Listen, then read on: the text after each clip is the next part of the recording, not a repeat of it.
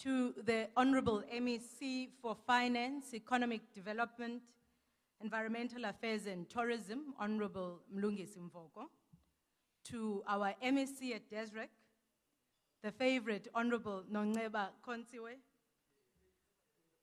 to our MEC Ntombovuyo Nkopane, to the HODs in the room and the senior management within government, all of the HODs within government and senior management, the CEOs of public entities, the board of directors of public entities.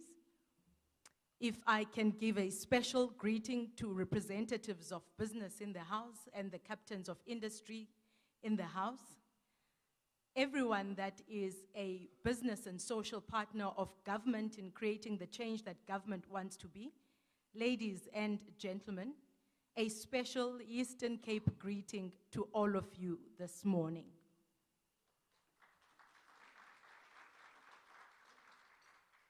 Many of you would not know me, so let me introduce myself. My name is Ayanda Khamncwane. But more importantly, I'm an advocate for economic development of this province. I am a product of this province, born and bred in this province. I'm also an evangelist for special economic zones, a duty I have carried for the last 21 years in this province. And it is for all of those roles that I've been asked to steer our program today. It's a post-budget discussion. It's a deliberation and a thought leadership session with all of the important stakeholders in this province in terms of economic development and economic transformation. So that's my role today, and I would have hoped that you too would have given me a warm Eastern Cape welcome.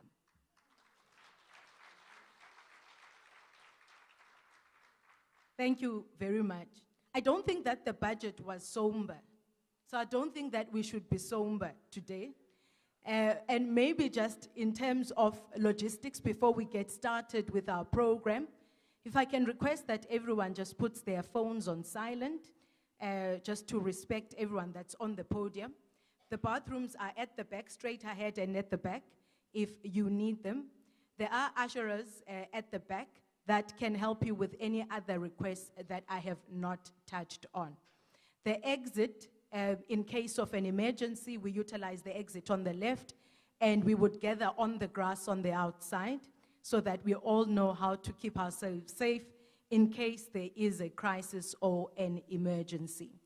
Before we get started with our program, I would just like to request that as part of meditation and prayer, we observe a moment of silence where everyone talks to their own higher power and ask for a productive and an excellent program for the day.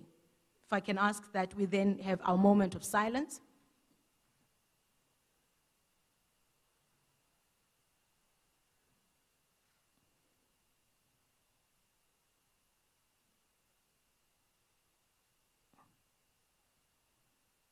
Thank you very much. May all that you've asked for be.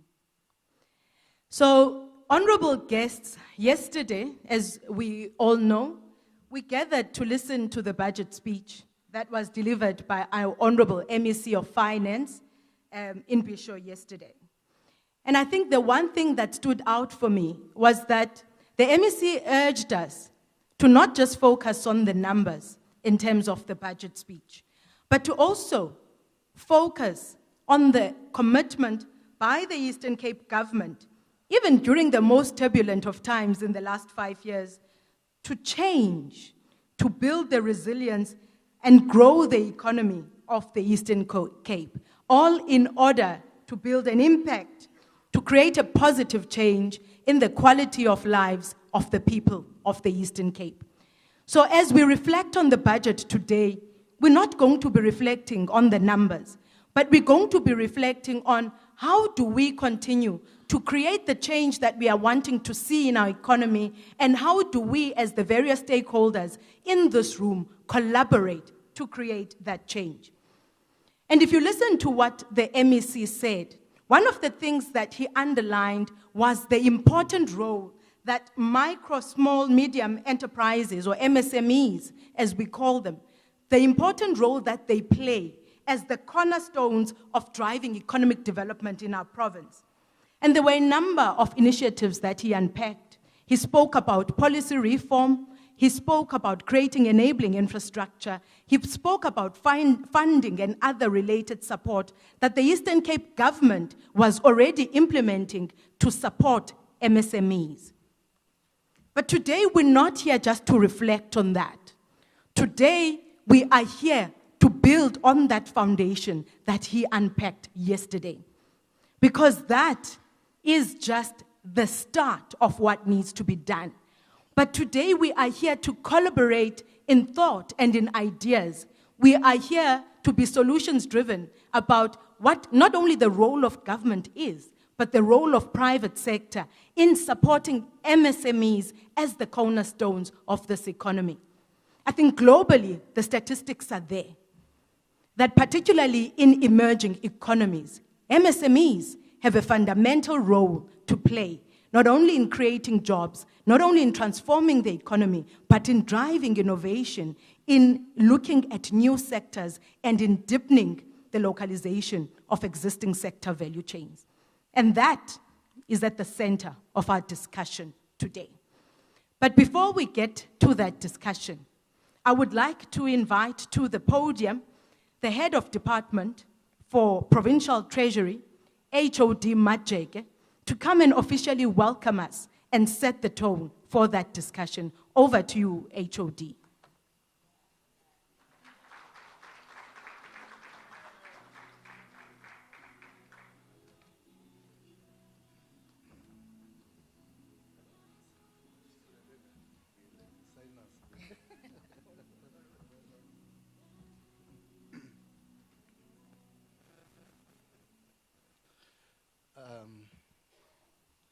Let me just adjust a little bit. I'm not saying anything about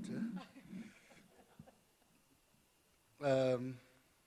Program Director, Mamukha Mncwane, to Honorable MECs, which are here, MEC of Finance, Mr. Mvogo, MEC of DESREC, Sports and Recreation, it's Umamu Ukonziwe, Umamu Kobane, MEC of Public Works and Infrastructure, is to the Chairperson of the Portfolio Committee of Finance, Mr. Ndabeni, to the heads of departments. I've seen a couple of them, just to mention a few.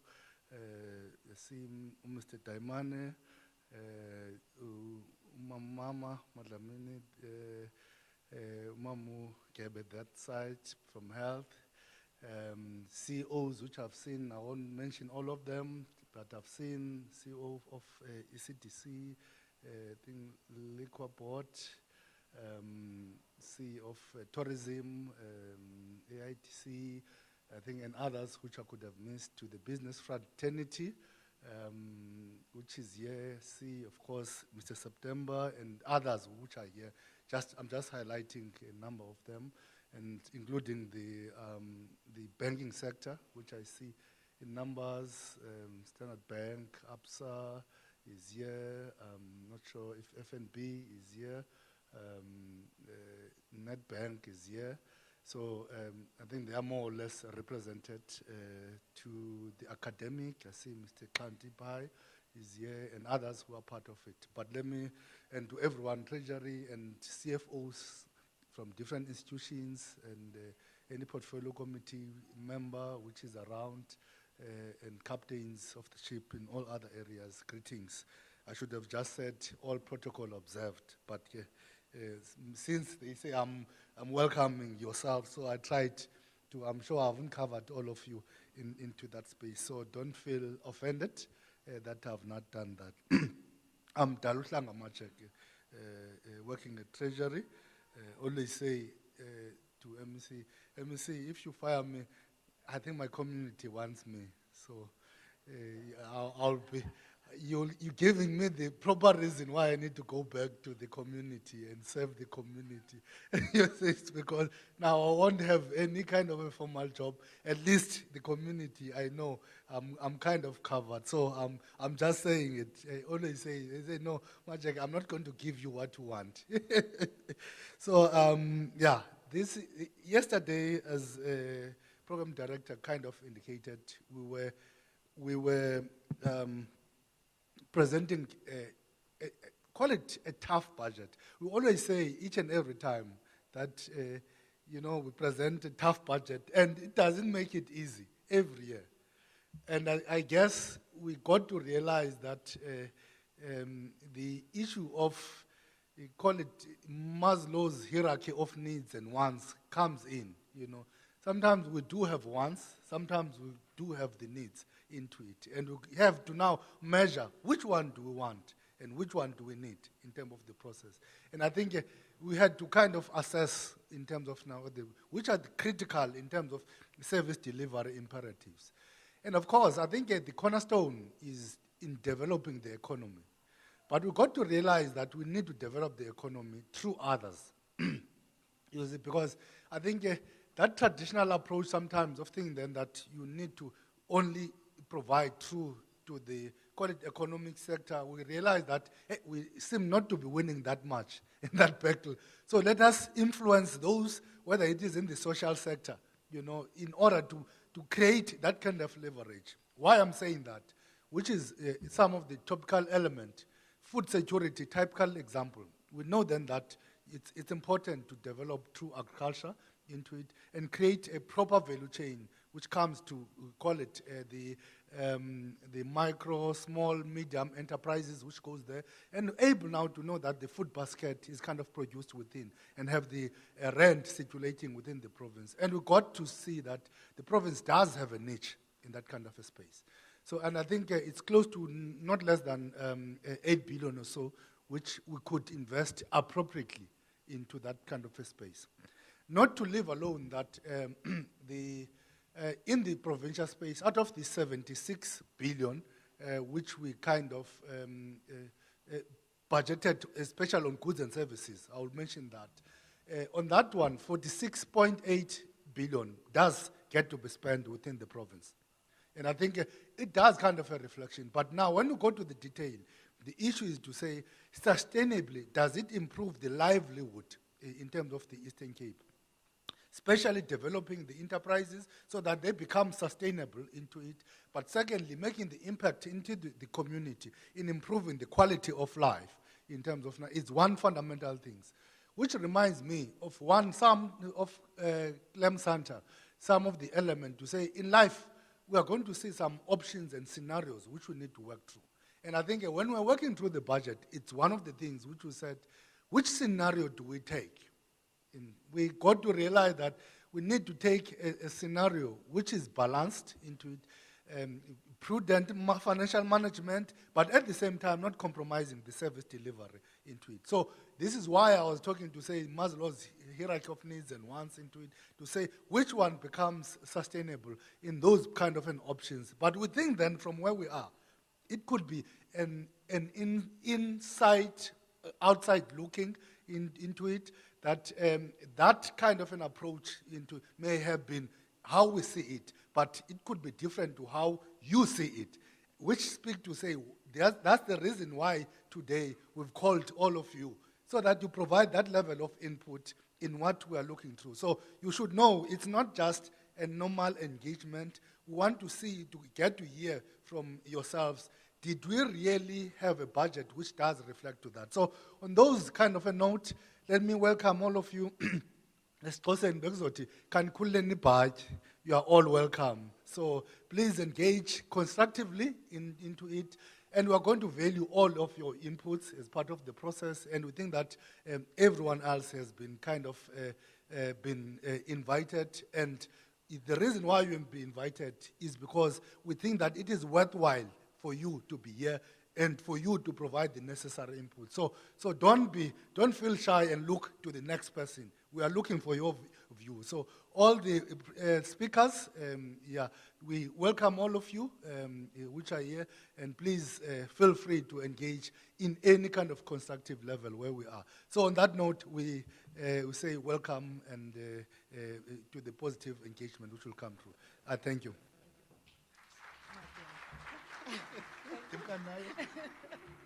Thank you very much. Thank you very much, H.O. Dumacha.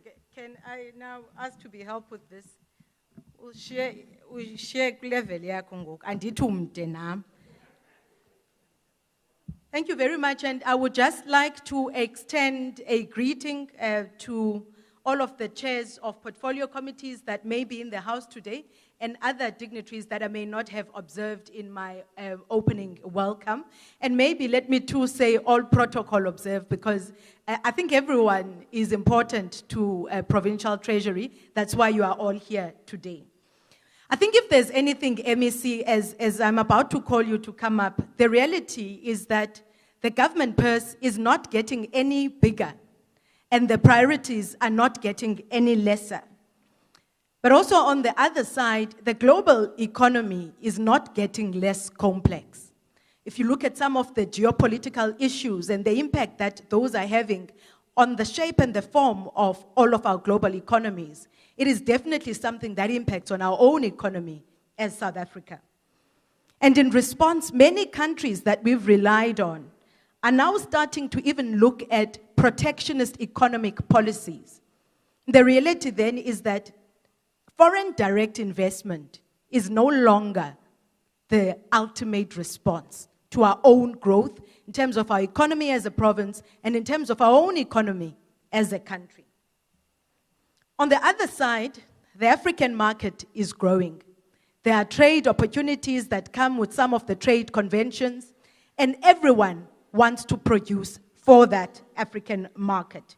Opportunities are mass, but the reality is that if our micro, small, and medium enterprises are to compete in that space, there's a need for us to support them in being globally competitive, in being agile, and in being very responsive to what the market wants. And I think I'm therefore going to ask you, MEC, to give us just some thoughts on how you think we should shape the discussion around how do we assist then our own companies, our micro, small, and medium enterprises. How do we leapfrog them? How do we give them an advantage to be head and shoulders above the rest in accessing some of these opportunities? Over to you, MEC.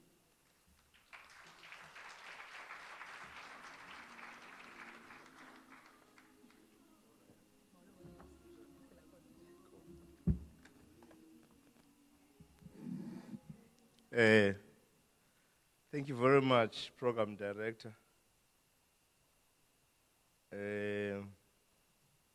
Greetings to the MECs present here, MEC Konsiwe and MEC Nkupana.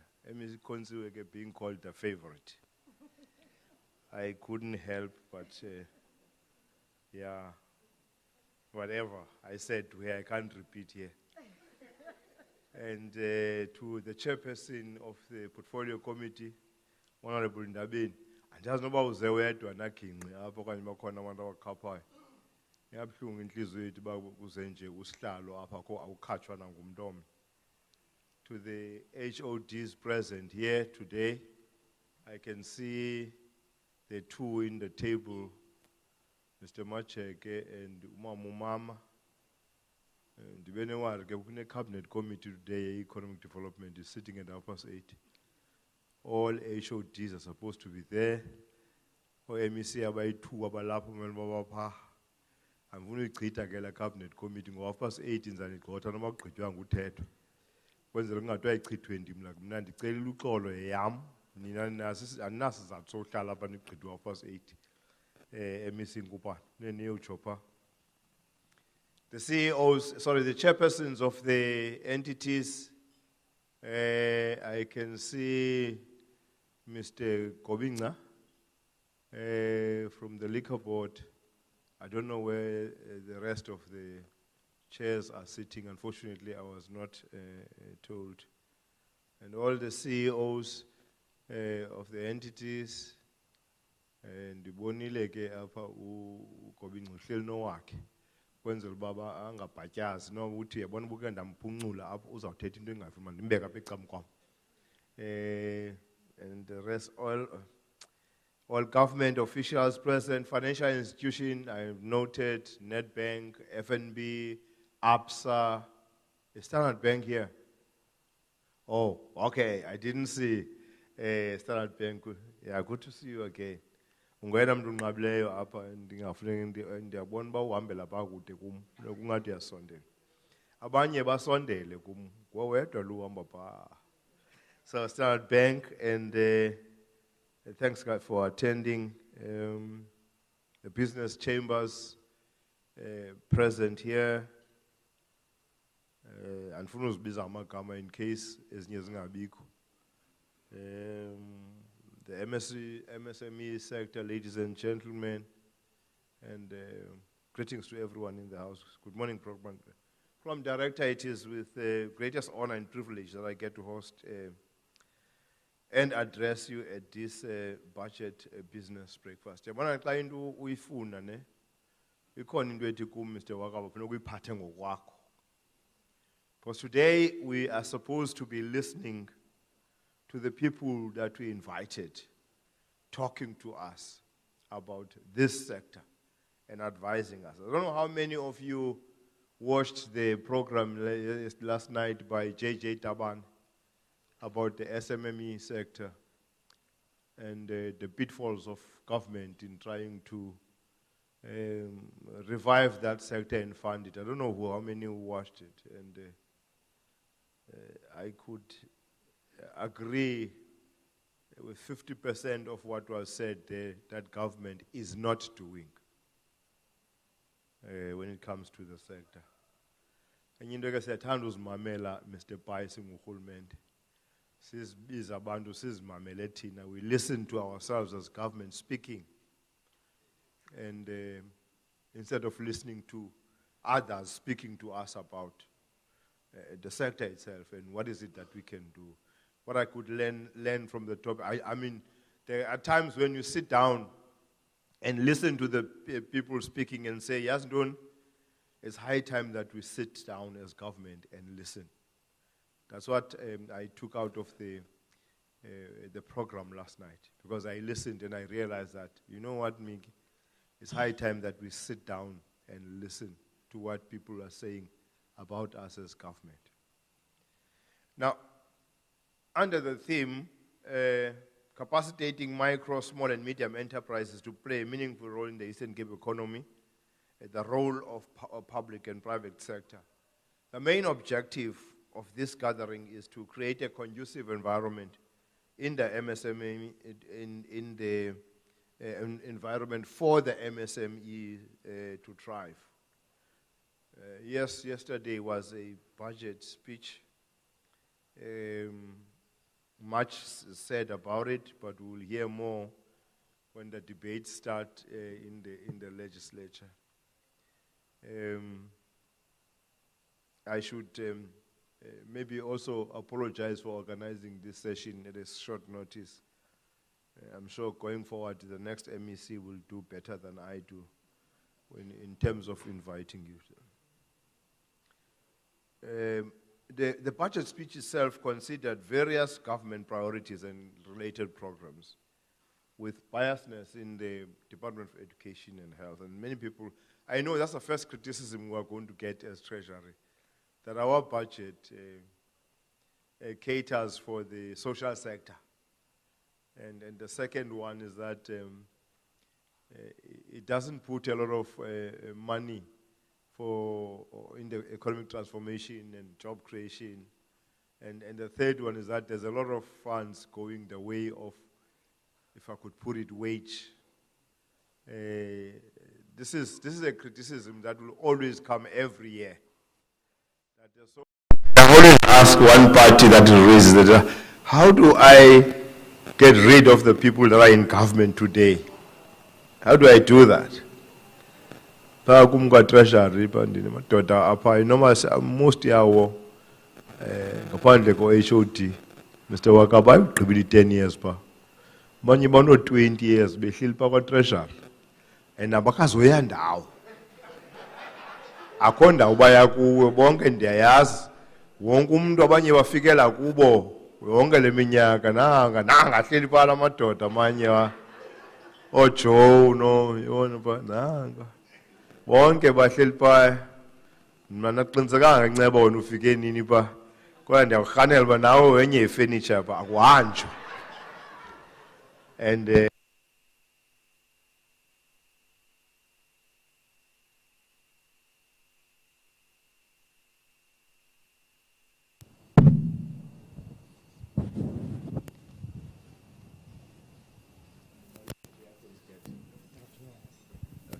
is it on? Oh, thank you. So Umam Fanda always complains to MEC Fanda that MEC, hey, le rugby team yakho yaka treasure. Na izolo beyithethi loo nto leyo ndathi ke kuye mamfana khandichazele nje uba ndenze njani because nam la madoda ndifike lapha there's nothing I can do until all of them retire. Ndabe nihamba namadoda asixhenxe ngelo xesha nelady elinye qha umama uThungatha ukhona umama uThungatha uyafika wakafiki ndabe ndihamba naye qha namadoda asixhenxe ndambuza kumama Mfana uba ndithini wathi hayi mabayeka ndithi kaloku umuntu uyeka xa kufika ipension yakhe ixesha ke lezawufika ke nawo uba bayeke. Now in the 95 billion that total allocation to departments and programs of government, about 70 billion is going to the departments of education and health, as these are the leading apex priorities of government. However, we spoke at length about government efforts that seek to recover and reconstruct the economy. Key to that was the support this government is providing to MSMEs. We reported that 56% of the province goods and service budget went to the Eastern Cape MSMEs in the last 5 years. Now, provincial department spent a total of 76.7 billion on goods and services, with 46.8 billion spent on the Eastern Cape-based suppliers. But if you look at the figures on how much is spent on MSMEs, of the 46.8 billion, 38.8 billion was spent on MSMEs. But let's look at the where does the Eastern Cape stand? With Eastern Cape-based MSMEs benefiting to the tune of 21.7 billion. Now you can see that we spent 38.8, but in that 38.8, 17.1 was not spent within the province. Billion was not spent in the province. Which was a point of discussion last night about how much we spend on MSMEs. Do we have a program, Mr. Wakabu just asked there, that takes an MSME to greater heights, if I could put it simply like that? Or we fund them to maintain them where they are, just like emerging farmers that emerge for 20 years. So emerging businesses now will emerge, Brian, for the next 20 years. That's the question. Are we intentional about funding them to get out of being small and medium, micro, small and medium? Or are we funding them to sustain them there? Maybe we're going to get advice and someone is going to tell us how we are performing of that.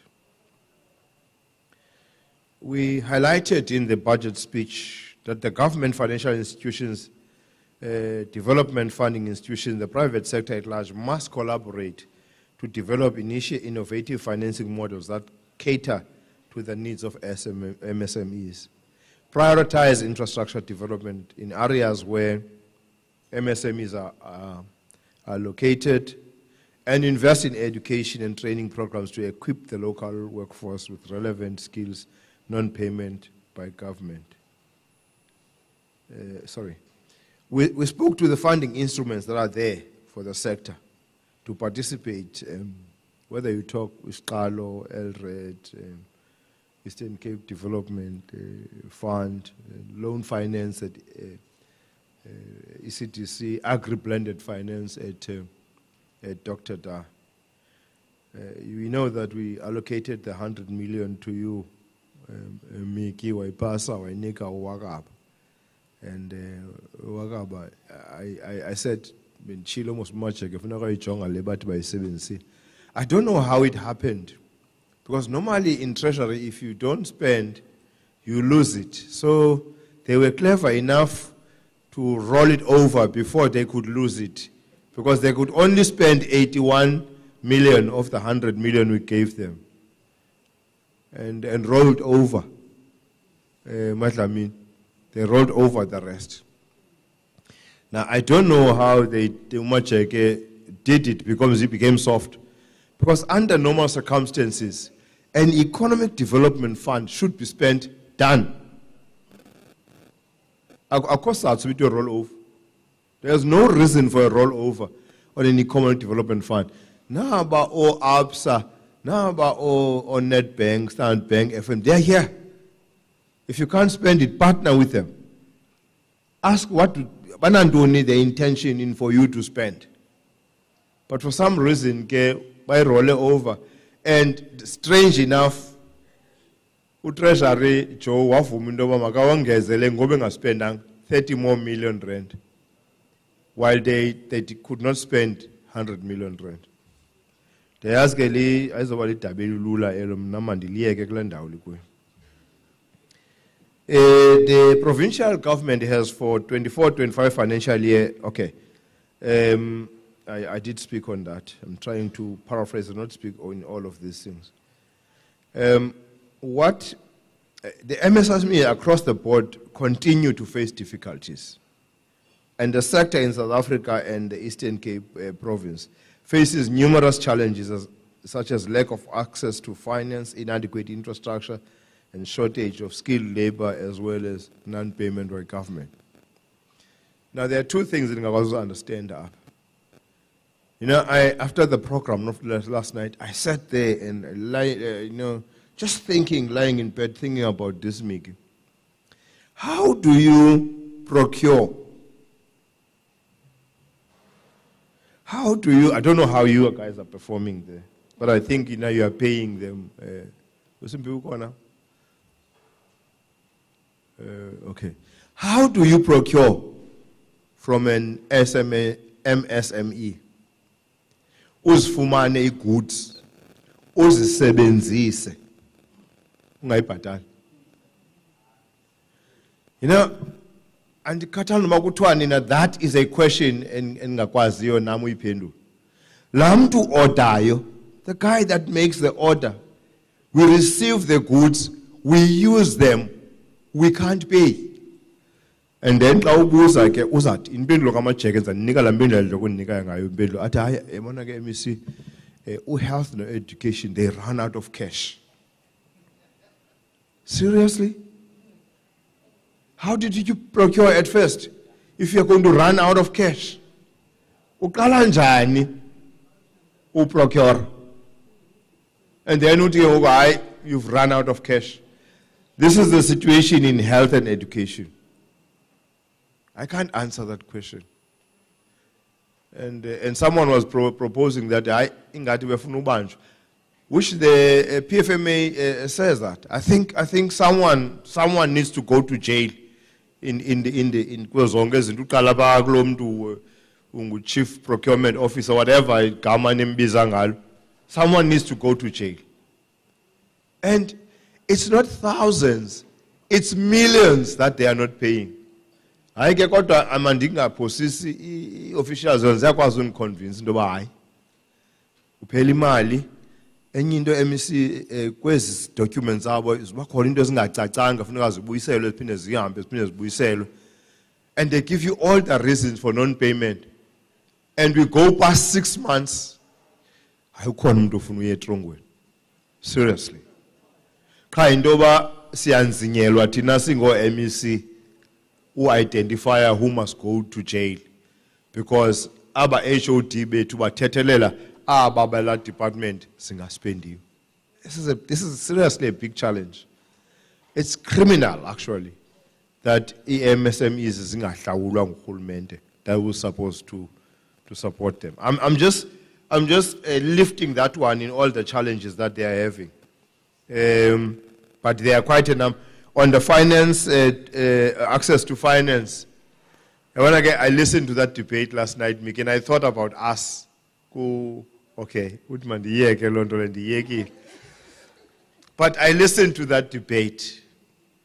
One recommendation, including the Minister of Small Business Development, is that I make me appeal to no small business development.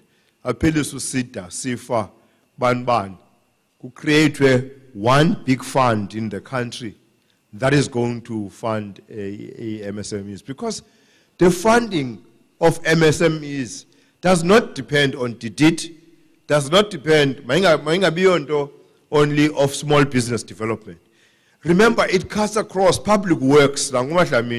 In public works, we fund that he sets aside, he funds MSMEs, but where we are failing is having set-asides. And those set-asides with clear categorization that this is for MSMEs, this is for the youth, this is for the women. So why should we have a department that funds that? I agreed with that, and I think in the panel last night, they all agreed that when the minister said, Nati siyavuma, that there should be one fund, some kind of a global fund. Should be one fund that would fund everyone, inclusive of DTIC and Abiko. You don't have NEF, you don't have all of them, which is true. Because the other one can fund you to buy a mine, and the other one funds you to buy chicken. But all of that should be put together in one fund. So that these guys from the Eastern Cape Business Council will direct their people to that fund.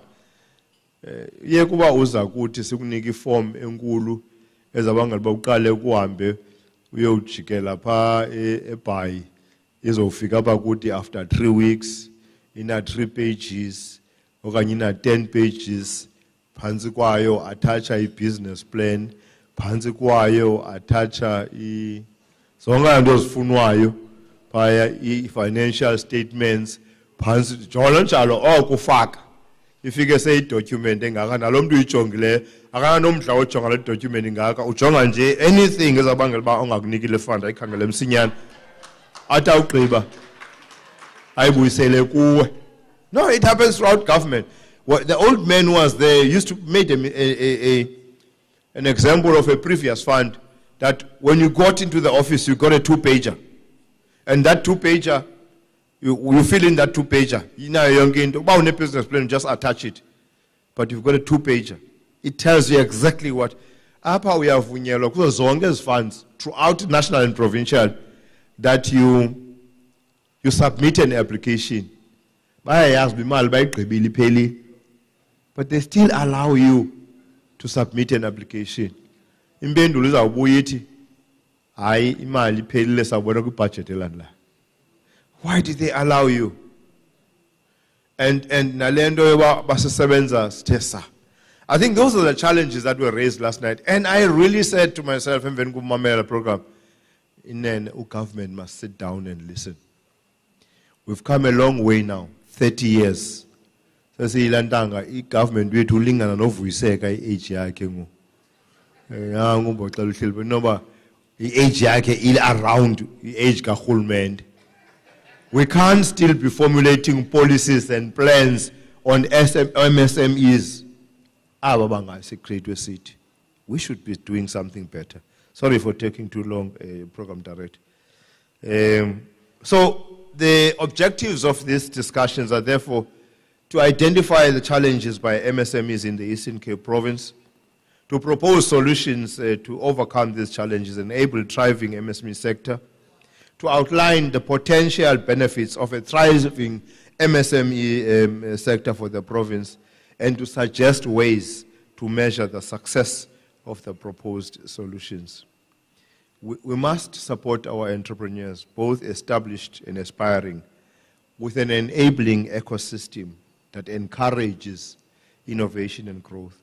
This means streamlining bureaucratic processes, providing access to affordable capital, and fostering a culture of entrepreneurship that rewards risk-taking and celebrates activity. I was listening to Mr. September this morning when we were just chatting. For some people are born entrepreneurs.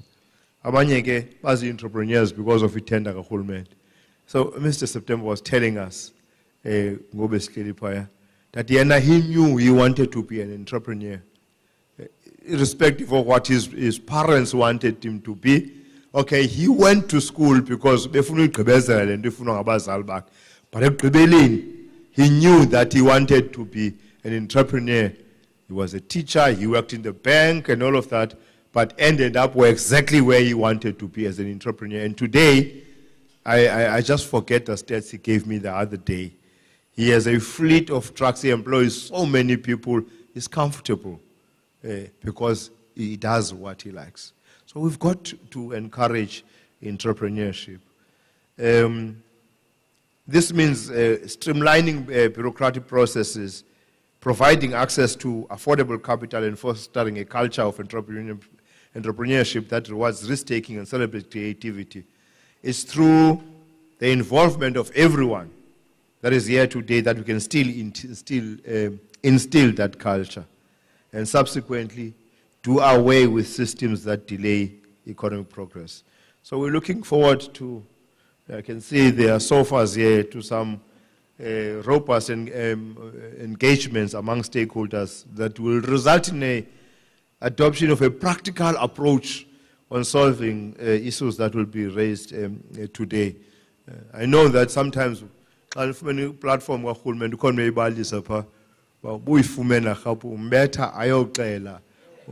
so it's selection here to yabantu abazawuthetha. We looked at people that are going to make sure that they build us and they advise us. Okay, we can't deny the fact that out of the panel here, we're looking forward to an outcome that will actually help government to play a meaningful role in the growth of the MSMEs. Thank you very much, Program Director.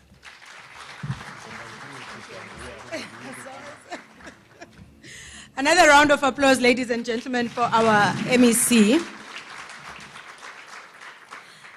And I want to wait for him to settle before I tell him that he may not be the favorite, but he's my only lifeline and my only lifeblood. You may not be my favorite MEC. I may not have called you that, but you are my lifeline. That's even more important than a favorite. You are my lifeblood. So, Tatinda yakuzole MEC. I think there are very important things that are coming from the MEC's address, and I think it lays a fundamental foundation for our discussion. And I think one of the things that we must note as we take the discussion forward is what is our role as government? Remember today we said we're looking at the role of private sector and the role of government. What is the role of government in putting their financial muscle behind MSMEs? You can create an enabling environment, but if you do not support MSMEs in creating a sustainable market, you are setting them up for failure. And that's an important one that we need to note. We talk about MSMEs, but the reality is that it's not one word, it's not one group, it's multiple groups. And there is some sort of progression that has to happen from you being a micro enterprise to you being a medium-sized enterprise. And I think the challenge that you are throwing at us, MEC, is how do we create that supporting structure for growth? Because there is no absence of ideas. There is no absence of entrepreneurs. There is, however, a lack in the supporting infrastructure within both private and public sector in ensuring that there is graduation from one end to the other. And I think it would be important that after this discussion today, we start to look at what is it that we do. The issue of expediency and a sense of urgency in driving the agenda for an inclusive economic participation is something else that I think we need to talk about. And lastly, I'd like us to talk about the debate of the structural challenges within government versus the capacity constraints within government to carry what is a growing SMME or MSME sector. Because then we need to say who else needs to partner with government in that. But it's not a discussion I'm going to have. So I'm going to invite some of our speakers today. I'd like to invite onto the podium Mr. Vukile Nkabinde from the Department of Small Business Development. If you can please come through and take a seat. I'd also like to invite Mr. Bantu Makashela from APSA to also join me on stage today and drive this important thought-provoking discussion. And I'd also like to invite our economist, Mr. Xanti Pai, as well on stage as we give them a round of applause and we welcome them.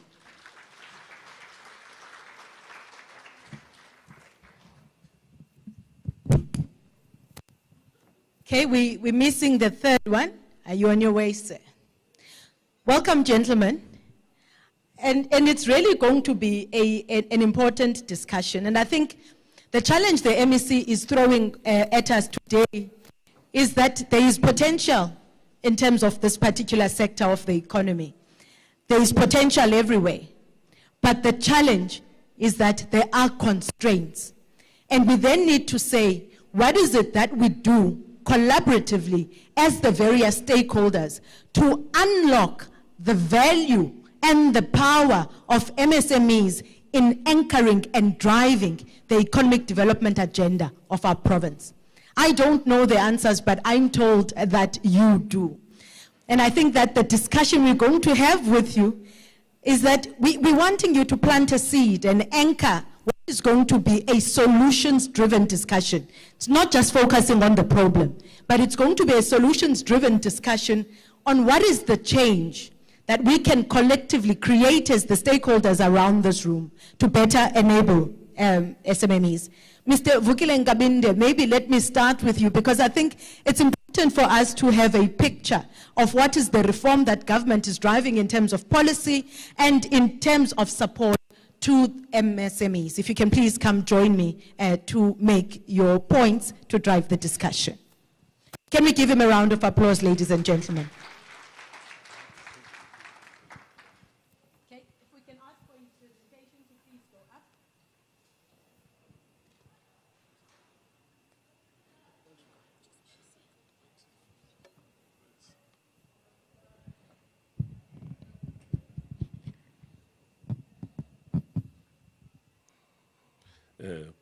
Good morning, Sister Ayanda, Program Director. Thank you so much for the enthusiasm and the energy that you are giving us this morning. To the MEC, Honorable MEC and MECs that are here, should I be allowed to say protocol observed? Because all the people really that are here are so important, like the Program Director said. Please find fraternal greetings on behalf of our Minister and the Executive of the Department of Small Business Development. You might be aware that this week, in partnership with GEW, there is the Global Entrepreneurship Congress that is taking place in Cape Town. Hence, our Minister, our DG, and our executives really said, my good self and my leader here, Mr. Mzoxolo Maki, we shall be here to grace this occasion. My name is Vukile Nkabinde. I hope all of us are Vukile here, because if you are Lalile, it will be a challenge. Thank you so much. My dear colleagues, not also belaboring the history of the department, you will be aware indeed that in 2014, after 2012, where the National Development Plan was enacted really as a policy of government to drive the trajectory of economic development and job creation through small enterprises. In essence, in 2014, this department was established. Our minister, current minister, as will be aware, as the MEC was referring even yesterday, comes from this very, I would say, holy province, because I was involved within the department, in my other life, with the informal business economy. We also launched that strategy here in 2014. I recall in Port St. John's, Sister Mimi there, Dr. Jolingana, were really critical in that regard. With regards to the topic at hand, really, the purpose is to really just give a quick orientation briefly around what is our policy trajectory as the department and as a country, and as requested, to quickly look at what reforms are we currently having. So we're driven by what is called the National Integrated Small Enterprise Development Strategy. It is a challenge indeed when we are here. I think I should have brought my, laptop so that I see, because always turning and jiving is a mission, but you will allow me to. I won't go much on this slide, but it's very central, colleagues, to remember that since 1996, that's when the policy of small enterprise really was enacted, so that we'd say, what is it that is the vision of the country? In 2004, in particular, therefore, we were able to have the Small Enterprise Act. Thank you, my good sir. Thank you. Yeah, my boss is my PA today. That's very interesting.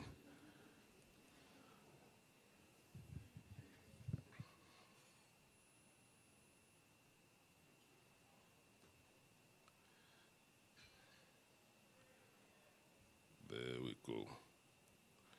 Yeah, so that's, yes. So in 1995, we then had the white paper, which is the policy that is driving us, which led to the Small Enterprise Act in 1996. In 2004, therefore, we also then have had what we call ISPESA, the first strategy really in the new democratic dispensation.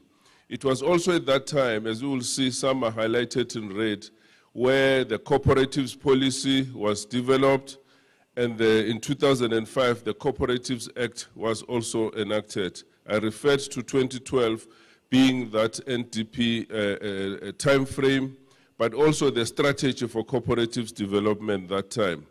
In 2013, this NIBA strategy, the National Informal Business Upliftment Strategy, which I said was launched at Port St. John, also has taken place. Now, 2022, 2023, there was a revision, in fact, of the SMME strategy, which now led to this new space we find ourselves about, what we call NISET, the National Integrated Small Enterprise Development Strategic Framework. It is also this one, which you will hear on the reforms briefly, where we talk about the reforms, the bill. The MEC here referred about almost amalgamating or arrangements of coordination, especially with the agencies of SIDA and SIFA being one of the, now I'm driving mine only. Yeah, okay, when okay, so this NISET in essence, as highlighted just there in red, it's the strategy for the country as approved by Cabinet. So all of us, in essence, is to say, how do we align and coordinate together to ensure that we are moving in the same direction. I will be moving very fast so that the minutes given really are productively done. But the previous strategy really, when it was reviewed, just on the bottom of the presentation there, it was found indeed that there is indeed lack of coordination, which we'll touch on it. There is a lot of duplication, the reference that was made earlier also here. You know, you find that, I remember it was in this very same hall, there was this one event that was having, the lady said, with one business plan, I was able to go to a district agency, go to a provincial department and its agency, go to a national department, and all funded me. And none of them were able to dictate that they funded me. So what almost a waste, but because creative and clever people were able really to deal with us. So in the development of this new instrument that we're having now, the policy instrument called NISET now, There was a lot during the evaluation of challenges that were raised, and then they were compactualized, which then led to the strategic approach, which I'll quickly touch now. That is, there are issues of information that are challenges there. How do we ensure that we are all aware of what is happening out there? What are the issues that are raised, for instance, by the SMMEs, MSMEs? Let me really appreciate this one. MSc and the province program director. This province is really progressive. You know, it is also scientific, I would say, that my leader talked of psychology of the Maslow, but really that if I'm small today, I'm micro today, the vision is that I might be small tomorrow and then medium the other time. So the SMMEs is like small today, micro tomorrow, and medium the other day. It's like giving. So this consistency of MSME internationally, and I could hear even on your narrative, on your articulation, that MSMEs is the way. And it's going to be under Glonda. Secondly, from really the information challenges, there really were policy challenges that were there also identified. Reference also on the previous articulation, there is now going to cabinet the SMME and cooperatives funding policy, so that really we ensure how do we almost amalgamate these kinds of funding. You've got this, a number of these institutions fragmented. So and so is funding this, funding the very same thing, and we are not coordinated, not aligned at all. As we have said, creative people really deal with us. So there are a number of policies, market access and so on, that also got to be identified. Issues of service delivery, very key. And in the previous strategy also, the issue of this coordination, as mentioned, hence this mistrust and misalignment amongst ourselves as government, interdepartmentally, interspherically, intergovernmentally, as well as with the private sector and the ecosystem at large. So the impact now, as visualized by this very new strategic framework, is to really have more MSMEs productively contributing to GDP, with more people employed, and then contributing equitably, inclusive and transform and growing economy. Its scientific approach, as I've said, it says with information, with umkhabulo. You know, there was a very powerful leader called Chief Albert Luthuli. In one of the documents called umkhabulo, he mentioned something that the ears of the leader rings the voices of those they lead, you know.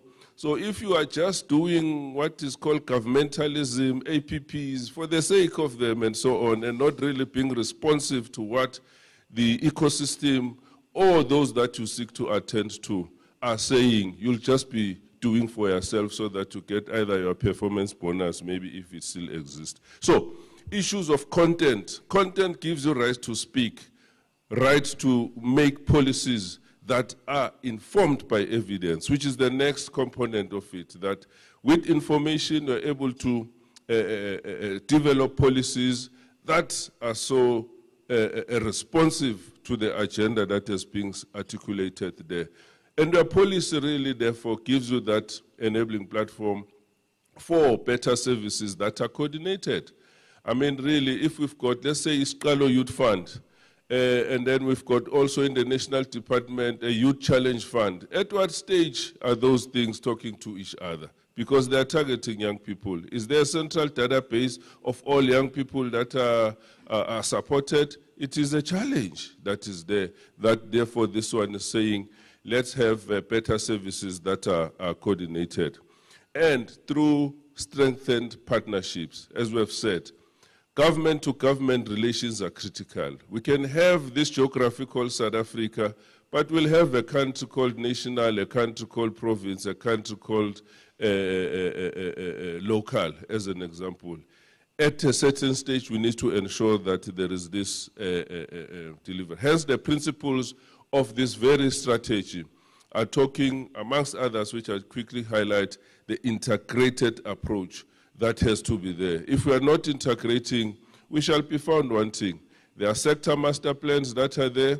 If you've got this small enterprise strategy in essence, how does it cut across? Because colleagues, let's remind each other, there is no company type that you can register at CIPC called MSME. You can't go to CIPC and say, I'm here to register an MSME. There's no type of companies. Either we are a PTY, we are a cooperative, we are a non-profit company, if you are choosing as such. So this is given on a schedule of the company, of the Small Enterprise Act to say you are this size and this size. So SMMEs or MSMEs cuts across all sectors. So all the sectors, if we are talking infrastructure, in education, infrastructure and construction, infrastructure, with agriculture and so on, they cut across all of them. So it is a generic but very, very critical component. So in addressing this issue of fragmentation, the very same NISET is promoting the element of developing joint indicators so that we're able together, the advancement of us planning together, all of us, so that when we report in the national parliament to say this number of MSMEs have been supported, it's not just the country called national reporting on the number of those that are there, but the entire ecosystem is able to respond accordingly. So we are advancing the negative impact of the disorder and the confusion that the ecosystem is currently experiencing, the isolation of individualism that is taking place, so that we move to the alignment for improved impact, and all of us have those collective components. I must say, colleagues, there were provincial consultations in this current financial year as it is ending that took place. This very province of the Eastern Cape was highlighted green, that Eastern Cape province is already aligning itself also with this NISET. Again, halala glonda. As I come to a close, Chairperson, in no time, part of the request for us really to present here was to share what are the ongoing reforms that are there.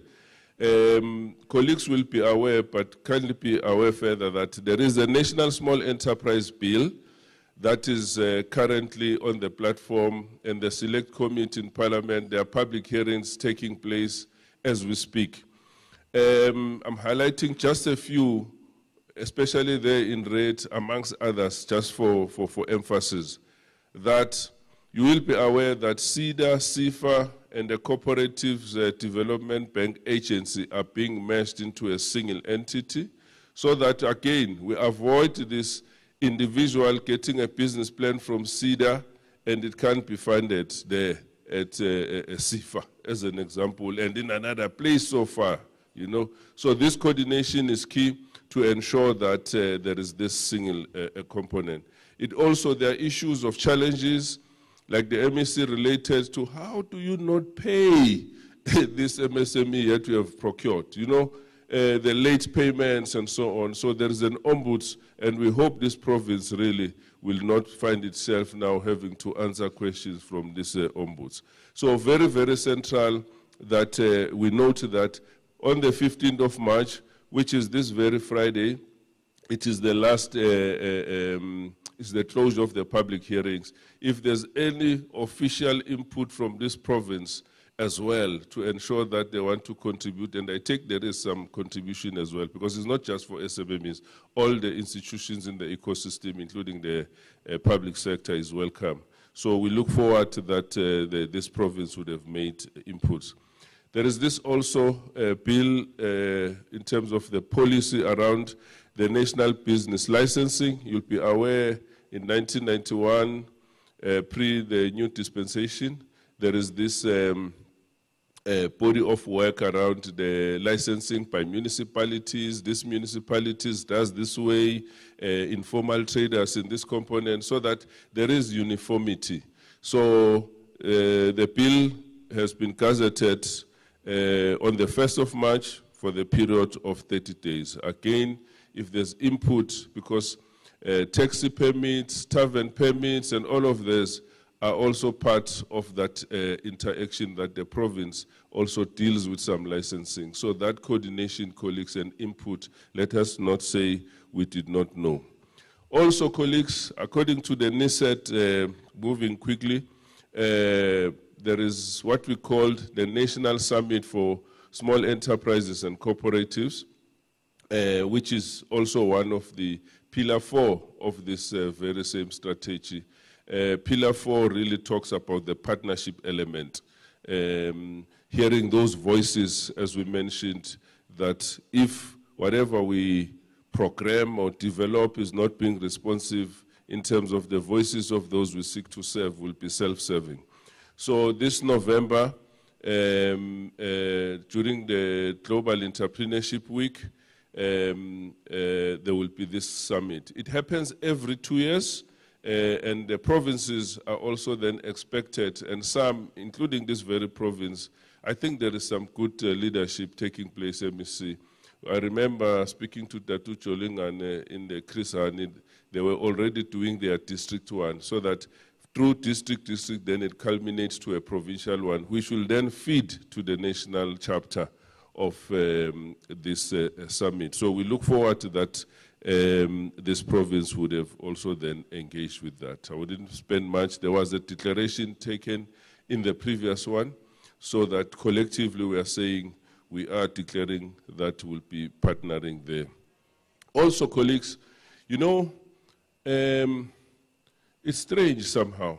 There is this body of work called Cooperatives Development. I remember, well, I'm still very young. Maybe Mahlatin is my uncle, so his voice can sound like Nami Ngikehlanyan. But we hear the Broederbond, KWV, and so on, a number of these corporations that were there previously. So now, during our time, our cooperatives are almost non-starters, if I can say the least. Why? You know? But when you look at it, we've got stokvels that are there, Imkalele, Tile, economic ones, which are natural cooperatives. And our money a lot of us belong to stokvel, we contribute monthly and so on. Of course, our standard banks and our colleagues, APSAs and so on, they know that they are the custodians of that money. How does it work for us, really? Where is the challenge really for us to say naturally, maybe when we hear a word cooperative, we start waiting government will support us, yet the cooperative spirit is also natural to us as African people. You know, we're able really to work together. But when it comes to this economic element, there is a challenge. Hence, one of our policy areas is around the development of entrepreneurship strategy, which will also promote collective entrepreneurship as well. So that this entrepreneurship is not only taken as if it's this singular thing, me and me alone, but that collective approach. That family, you remember those family businesses. Certain racial groups would know also they are very powerful in the family business development, so that we're able to strengthen those. So cooperatives, colleagues, let us give that chance and give really the support and the energy really that it deserves, so that it's not just about funding. So we see scandals here where people are cooperatives and then after the funding they are fighting. I don't know what really is the problem. So there is this International Cooperatives Day. It happens annually. In fact, the United Nations for the next year of 2025, they've declared 2025 as the International Year of Cooperatives. So the first week of July, first Saturday of July is set to be a declared day for this. So this very year, we're also looking forward to be hosting this one. And the provinces really are being mobilized to work with us, work with the cooperatives organizations, so that really together we can promote this, but also especially the goods and products, because we ultimately want the quality products really that we can showcase from these cooperatives. And this is my last slide, Chairperson. Thank you so much. Thank you. Thank you very much to Mr. Nkabinde. I think there's a lot that he has told us. It's not just about your policy reform, but he's also spoken to us about areas that we can get involved in terms of driving advocacy, particularly in our policies, in terms of ensuring that we are part of that ecosystem, and in terms of participating and learning from some of the forums that he's highlighted. I'd like you to note any questions or any inputs that you may have on his presentation. But allow me to then move on to request Mr. Bantu Magashela from ABSA to build on what Mr. Nkabinde was talking about. From ecosystems to partnerships, if you can please tell us about strategic partnerships that we can build with private sector to ensure that we enable MSMEs. A round of applause for him. Thank you. Ask for his presentation to please go up. Okay. Andifuna udlala ngento zakho. Phinda uphathe nalento. Andifuna uxayaka kakhulu njengobani lapha. Thank you, Program Director, and maybe it's only good that I do not only greet you in the name of the Lord, but rather observe the protocol in the house. Greeting to the MEC, MEC Mvogo, and the MECs present. Ndinganganihambi nonke mabhayi. Didn't bet ukuthi kanti ukho ndimqakathileyo ukuthi ndiye ndenza laa nto yangapha. So greetings to you all. Greetings to HOD, Mr. Majek. Ungowako uthi wena. So bulisana bucala. I would also love to extend a special greeting to the banks present here, and more so to the bank that I represent, to ABSA. As I stand here, Program Director, I feel like I'm going to represent all the banks because the people I see, the colleagues I see that represent other banks, is the colleagues that in one way or the other we've worked together. What I'm going to share here is what they know very well. So if you are a business person and you happen to interact with any of them or you are banking with any of them, just know for a fact that when you require the things I'm going to talk about, that ABSA can solution for you. Those colleagues will send you directly to me. Yeah? They have that duty. We respect each other in that industry in that way. So without taking up much time, I think as I listened yesterday to the budget speech, I think if you start from page 16 to about page 23, the budget speech was talking directly to SMMEs. And there are specific industries, even before I go to the presentation shared there, that were covered there. And I think I will cover them in my presentation as well, Program Director. I'm sorry for deviating. I know people like working in pictures, but let me just work with what I have in front of me. There's an automotive industry that was covered there. It's a very critical industry for us as the community that I come from, the previously disadvantaged, or I would say the African community. I mean, we drive these cars in majority. But when it comes to the aftermarket of the automotive industry, the servicing thereof, xa uqajukelwe livili, apho uyakhona uyolungisela vili, ufika ungekho pha, ukhona nje ngosimali, but awukho kwela cala lizawulungisa ivili. You don't own. So it's strategic things like that we need to talk about. But I will cover that as I go through the presentation. The agri sector, much as ABSA will talk about the primary agri, but also the secondary agri is not something that we run away from. It's a very crucial part of what we can contribute. So if I were to focus on the slides shared, I think I'll be able to talk and toggle between that. So not to stress Program Director about me having a laptop. What enterprise development then? So ABSA, there's your traditional banking. If you go to a branch, you go and meet the likes of, you go and meet, okay, sure.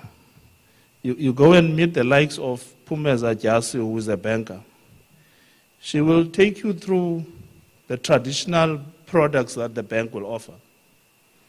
But ABSA decided, no, maybe this is not the correct trajectory to go and solution for SMMEs. Let's rather have an enterprise development sector created to specifically focus on SMMEs and also to create, sometimes we co-create these solutions.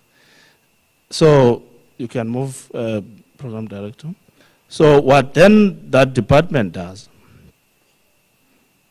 we look at supporting businesses that come from a zero revenue to a turnover of 50 million. We do that because we believe once you go above 50 million in terms of your turnover, at least now you are established. You can play with your own toys. So what do? We create from micro. We start to create the support. I think, Nozul, if I'm not mistaken, last year you had 500,000 budgeted just to train the micro enterprises on the non-financial support part, just to bring mentorships and all of that. We also, in doing that, we don't bring expertise from anywhere else. We draw the support from within. If it's in the Eastern Cape, we'll go and look for a service provider in the Eastern Cape to come and train the SMMEs on all these business aspects that are required for you to run a successful business. The access to funding, that's also covered there. How do you then get to tap into the funds that ABSA has, and how does ABSA then get to assist you when you don't have collateral? How do we then work with you there? I know a lot of people would say, no, we go to the banks, but if you don't have security, the bank will not support you. We've got a way. We've got a way. We tailor-make solutions to each business. Our bankers are trained as such, that we don't only look at you with what you bring, but key to that, you have to give us tangible information to work with. As we want to assist any other SMME, there needs to be a good business plan that we can work from. There needs to be a good financial document. I'm not saying your business needs to be in a very strong financial position, but at least the financials should tell us a good story about your business. So that we circumvent this issue of security and everything. And once we see a good business in front of us, most people in the SMME space, as they start, they are professionalized in that industry. I can make an example of pharmacists. If I'm a pharmacist qualified and I want to start my own practice, my own business, the bank considers the portion that says, at least you are an expert in the industry. You are qualified. You are able to understand the concepts that come with what you want to run. And therefore, we will not go and say, we doubt if you're going to be able. I want to velo suku ngumagasheli orani farmers. Does Jipanado, there's cough mixtures, masses, was generic. So the bank would not look favorably towards me running a pharmacy. But if you look at the three pillars that if you can move, Program Director, where we try to create a link with SMMEs and business. The non-financial support that I was talking about, we create the one-on-one coachings, the group coachings, and all of that. I think we wanted to try that with NAFCOC.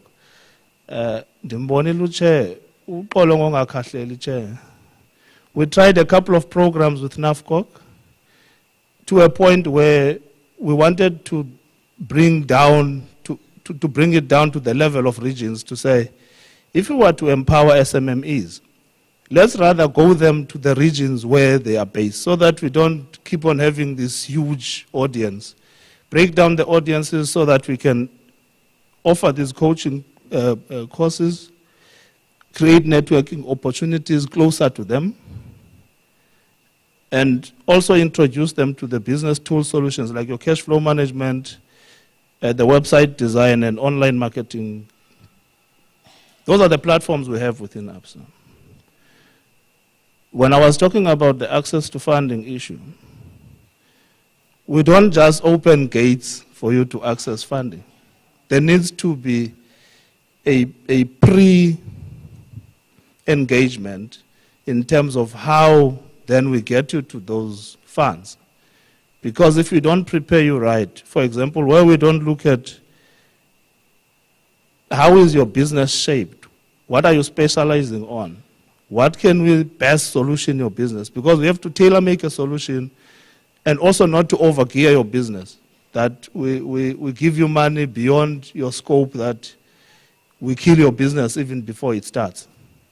I know it's always a good idea to have more money, thinking that if I've got more money, I can do more for my business. Sometimes having just enough money to run the program that you have, it's good enough for us. Then the post-lending assistance. I know we do rebates on the interest rate and everything. We can negotiate that. I don't want to make that an audience issue, but we do engage around interest rates. That's why we get our other partners to fund some of these businesses. Of course, it's a strategic thing that we say, okay, this one looks like it's got a potential to go and compete in the market where traditionally the money. Gonda ndike ndayishop steward ndandivakala kodwa mani manci. When I use my shop steward voice, kufuneka ndithethe isiXhosa.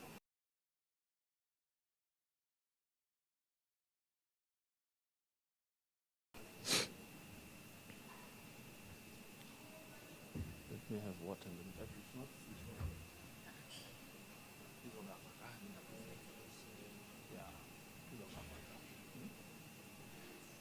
No, I've got 3. The others I'm just going over. So light Lomchin? Oh, good.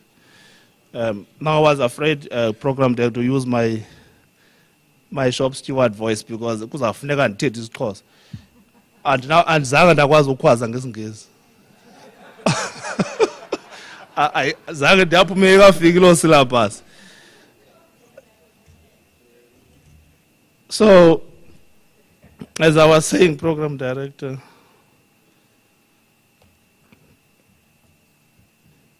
the access to markets.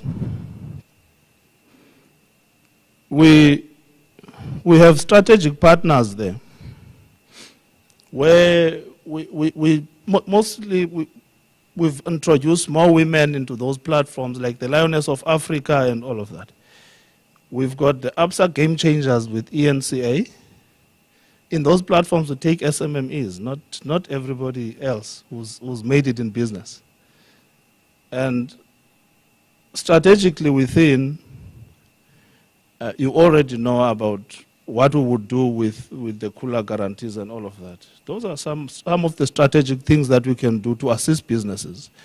So if we look at the general part, that I think we will be on par with my colleagues from the other banks, whether it be Takos, Green or Blue, it's where we talk products. Because for every business, if you look at the reason I'm going to talk products, I know it's a generic topic. Everybody knows that when you go to a bank, you can get an overdraft for working capital. But I just want to emphasize the part about term loans, because I've gotten into serious fights about people wanting a particular term and not necessarily linked to their contract. If you've got a contract with Mercedes-Benz and we are funding you based on that contract, if it's a 3-year contract, we can't give you a loan on a 5-year term whilst you've got a 3-year term contract. So we align funding to the term of the contract. So I thought, let me just share that so that so my colleague before me here was talking about co-ops and all. And you will see in my slides, if they are forming part of the exclusions of who we can finance. That exclusion does not necessarily mean we cannot work with them. What it only means is that for those that are closer to the SMME development and the cooperatives would understand that if you are in a co-op and there's no operating entity of the co-op, because co-op can be of crop production and you produce as much. You can even supply your spa, you can supply whatever business. But if there's no operating entity that's registered as a business, the banks then become skeptical to say, but we can't do business with you because it's a community-based thing. Go and create an operating entity that then runs the business of the co-op. Then we can talk about how do we then fund the operating entity on the basis of what the co-op capacity has. I hope I'm making sense there. But anyway, there's more platforms that we create to engage, and we can talk about these things. So the Alternative Lending Solutions Program Director, if you can move. I said when I was talking up to the budget speech per se, the industries that were covered there is the industries that ABSA takes priority thereof. Inye MSC ongazuyibona ile film and industry. Ndiyabona ebhankini asikazifunda iziketch, asikazi understand. The day we get to understand how that industry operates, we will get to have people specializing in that. For example, in agri, we've got specialists that run with that. And film industry is a big industry, and I'm not done playing that. It's a very big industry, and it's starting to become big in the Eastern Cape. And I think with my colleagues there, it's something that we need to look at, because we can't leave it out.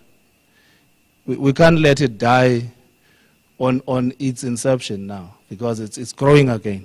So we've got agri, BEE finance. Specifically, it says for primary agri. The challenge that we get to have there, please pardon me, Program Director, the challenge that we get to have with assisting our primary agri clients is that they are mostly not commercialized. They go into communal lands, they get assisted by government, make no mistake, they produce good crop. You go to the areas like Yomkanduli, some areas of Chowkabe, you will find wool production, OR Tambo, wool production is at a height that has never been seen in this country. We produce some of the best wool in that side of the world. But unfortunately, those farmers are not commercialized. So it becomes difficult for banks to even assist those businesses. As a result, they are operating more like co-ops. Now you take your wool production to somebody else, you band it together, it goes to a BKB somewhere, then because BKB can be able to take it to better places for you. So there's a lot of money that gets lost in the way. So we need to strategically look into those. Even in the crop production, the farms are there. But they are not commercialized for us to be able to value the land, because before you finance a farmer, you need to know the value of the land that they're sitting on, because that's the security you have. The land, and then whatever that goes on top of the land or underneath, it becomes what we finance. But we need to have the basis to start from. So please assist our people to commercialize the farms in the rural areas. Umbono uphuma 24/7 ngapha emampondweni. Qala ePort St John's uyoqhina 24/7 umbono omhlophe. Ungabe gqitha umbono omhlophe kwelizwe. Siyahoja pha eMthatha siwutye. And it's a huge requirement in the market. And in passing, I would say Kellogg's used to have a farm that supplied them Mbotyi for years. So Kellogg's was drawing their maize from Mbotyi for years, but processing it in the Western Cape. That has since stopped. I don't know who's operating that farm now. I was still at FNB there. So there are things that we can still do to transform the market. So the automotive industry, we are engaging with the province. Pity my colleagues who are leading that engagement, I'm not seeing them now, yeah? On the aftermarket that I was talking about earlier. We are engaging as to how we can best assist in that industry because it's a very critical one. We need to get SMMEs starting to do proper servicing of vehicles, establishing their own entities, Ulung-Samavili and all of that. We need to fund that. We are ready to fund it. So I think, Program Director, let me not kill your time because there will be platform for engagements. I've said a mouthful. I think one thing that is important is that as ABSA, sithi abakhokeleyo napanga phakathi kukakhokheleyo uyayazi umama uzithutha that we don't get defeated all the time on some of the businesses that are really meaningful and we want to achieve something for SMMEs. We fight for those. We are busy revolutionizing that entity. Hence I'm saying, as we are busy doing that revolution at ABSA, from the head office down, if you are banking with the other colleagues, please ask them to allow you to come and taste the kind of service you will get at ABSA. Thank you very much, Program Director.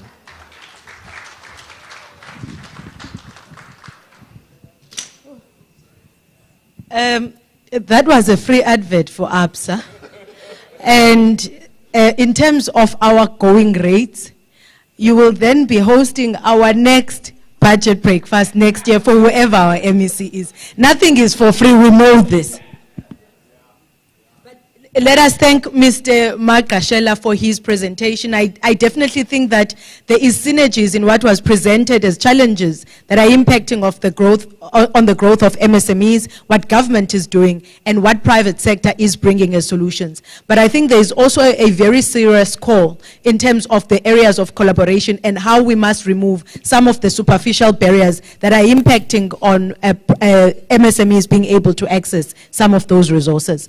Our last speaker for the day is Mr. Kanti Pai, and he's going to be focusing on how do we then take those MSMEs that have been given the enabling environment, that have been given the funding, and ensure that we give them the markets through them being able to access some of the economic value chains. A round of applause for Mr. Pai.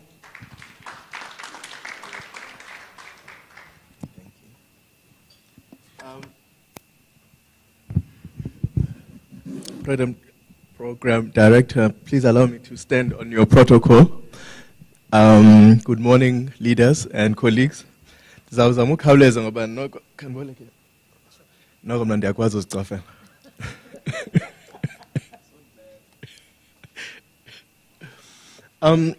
the first things I want to mention is that for a long time we've always thought about this idea that the economy is going to grow, and when it grows, it's going to create jobs. We are finding out that's no longer the case. That actually, the more we grow, the less of the jobs that you are creating. So we have to be particularly focused on the issue of employment.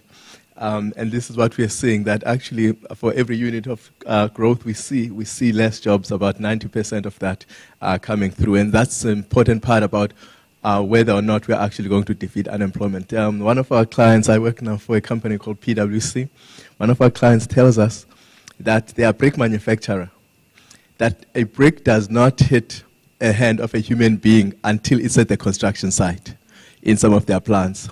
So that whole value chain from the digging into actually making the brick, into packing it, into putting it into a truck is no longer in the hands of people. But the bricks are still being made. So actually the economy is growing. So we're still producing bricks. It's just now they just don't hit the hands of a person. And that tells us we need to work a little bit harder. And we're also seeing that the number of unemployed people are now the people who are actually new into the work environment. So we need to do something about supporting those. But the informal sector, and I want to be asked to be clear about what we mean by the informal sector in this context, is doing much better in terms of creating jobs much quicker than actually the formal sector, as you can see in that slide, where actually wherever we hit, potholes in job creation, the informal sector starts quicker. And so there's an important focus that we have to actually do that. This is for the national and this is for the Eastern Cape, which is actually surprisingly a lot more. Now, when we talk about the informal sector, we're talking about the SMMEs, that those are the companies that are, or the individual workers. So if you're an own account worker or you're a business that does not actually pay tax, those businesses are very, very, very important. And the way we think about it is to see the actual recovery that we've seen. Now, it's important to say right at the outset that this distinction between the formal sector and the informal sector is somewhat spurious. Because if you think about umntu owenza amagwinya mhlambe erengini, we know that that person is in the informal sector, but zonke ingredients zabo, they buy them from the formal sector. So umntu yakwa macro ayothenga zona. If uthengisa i-airtime, xa uthengisa i-airtime funeka uqale uyothenga kwa-Vodacom. Vodacom is a very much a formal business. And so what is very, very important is to first understand that link and how these businesses that are in the formal sector and the banks and everybody else actually supports the informal sector to actually grow, to create the kind of employment that we are looking for. One of the key areas that we've seen also in the research and in the data is that people are actually staying in the informal sector much longer than they used to. Whereas before, people used to come in for 2 years, people actually are in the informal sector as own account workers or as small businesses or enterprises for over 10 years. So that tells us actually there's something here that's happening. And that's growing.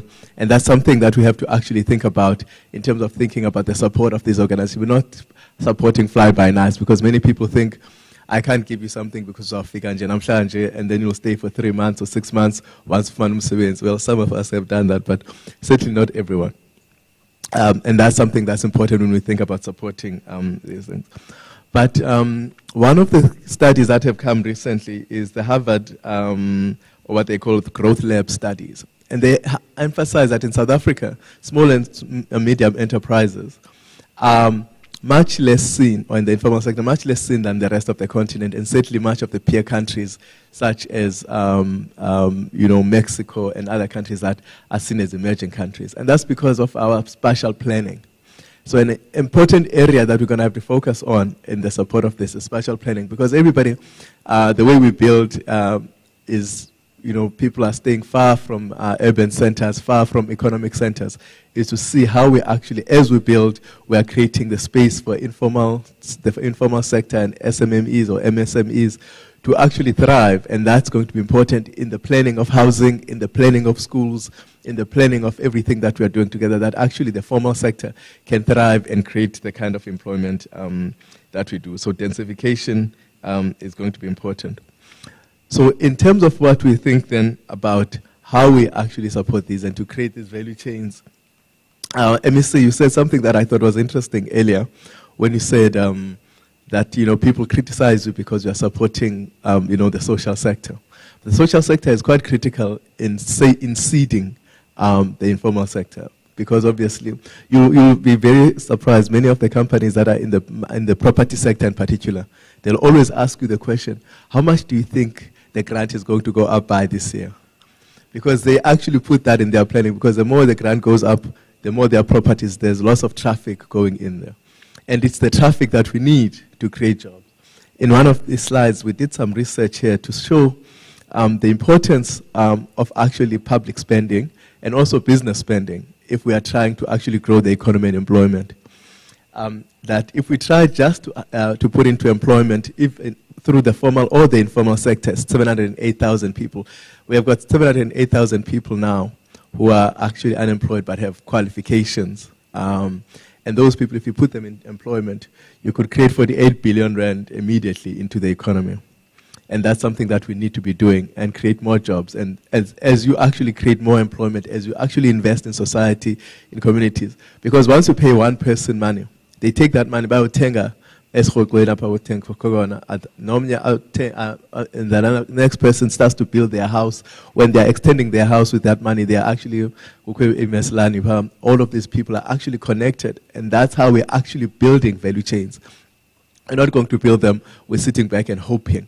So there's an important part in government, actually their expenditure. And MEC Lemalia, the 17 billion that's being spent outside, we're going to find a way to bring it back into the Eastern Cape, because that's where it's going to create the value that is needed. When we talk about value chains, we're talking to how from the primary sector to grow into the secondary sector, to go into the tertiary sector, and create a value of creation. And that's something that we've been struggling with. But it really, really does start in seeding economies, local economies, to make sure that there is money that is circulating in local economies. Because if there's no money circulating in local economies, SMEs are not able to actually thrive there. They have to actually find ways to move out. So what is important is to try and find ways in which the public sector in particular, and then the private sector. We were speaking recently to one of the retailers, and we were saying to them, look, many of the people who shop there are the people from the informal sector. But if you were to support them with credit, so say the person who is with Tengsama Gwenya, there's a lady in Soweto, Tengsama Gwenya. She makes about 4,000 rand a week. Now, she's going to make that 4,000 rand a week unless she, say Macro, for example, gives her a little bit more flour for 30 days without payment. That because they see her every month, every week she goes in and she buys every week. But they don't see that business as credit worthy, so that they could say, actually, we can see you want to grow your business. So we are happy to give you flour to the higher extent, and you'll pay us in 30 days, or you'll pay us in 90 days, so that you are actually able to service, a breakfast by the government in a way that actually allows you to grow and employ more people. So what we really need to do is to try and think about creative ways and clearer ways that are already visible in front of us. Because that's what happens to bigger businesses, right? If we are a big business, we are able to get better credit terms to be able to grow better. And what we need to do is to really focus and convince the private sector to look much deeper into this. In Mexico, they've got a very, very, very good system that they've started, where one of the things that they do, because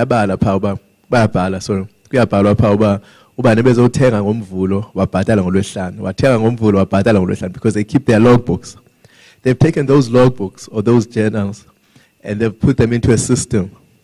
And that system has actually created a new credit system that tells you because they've been paying according to this manner.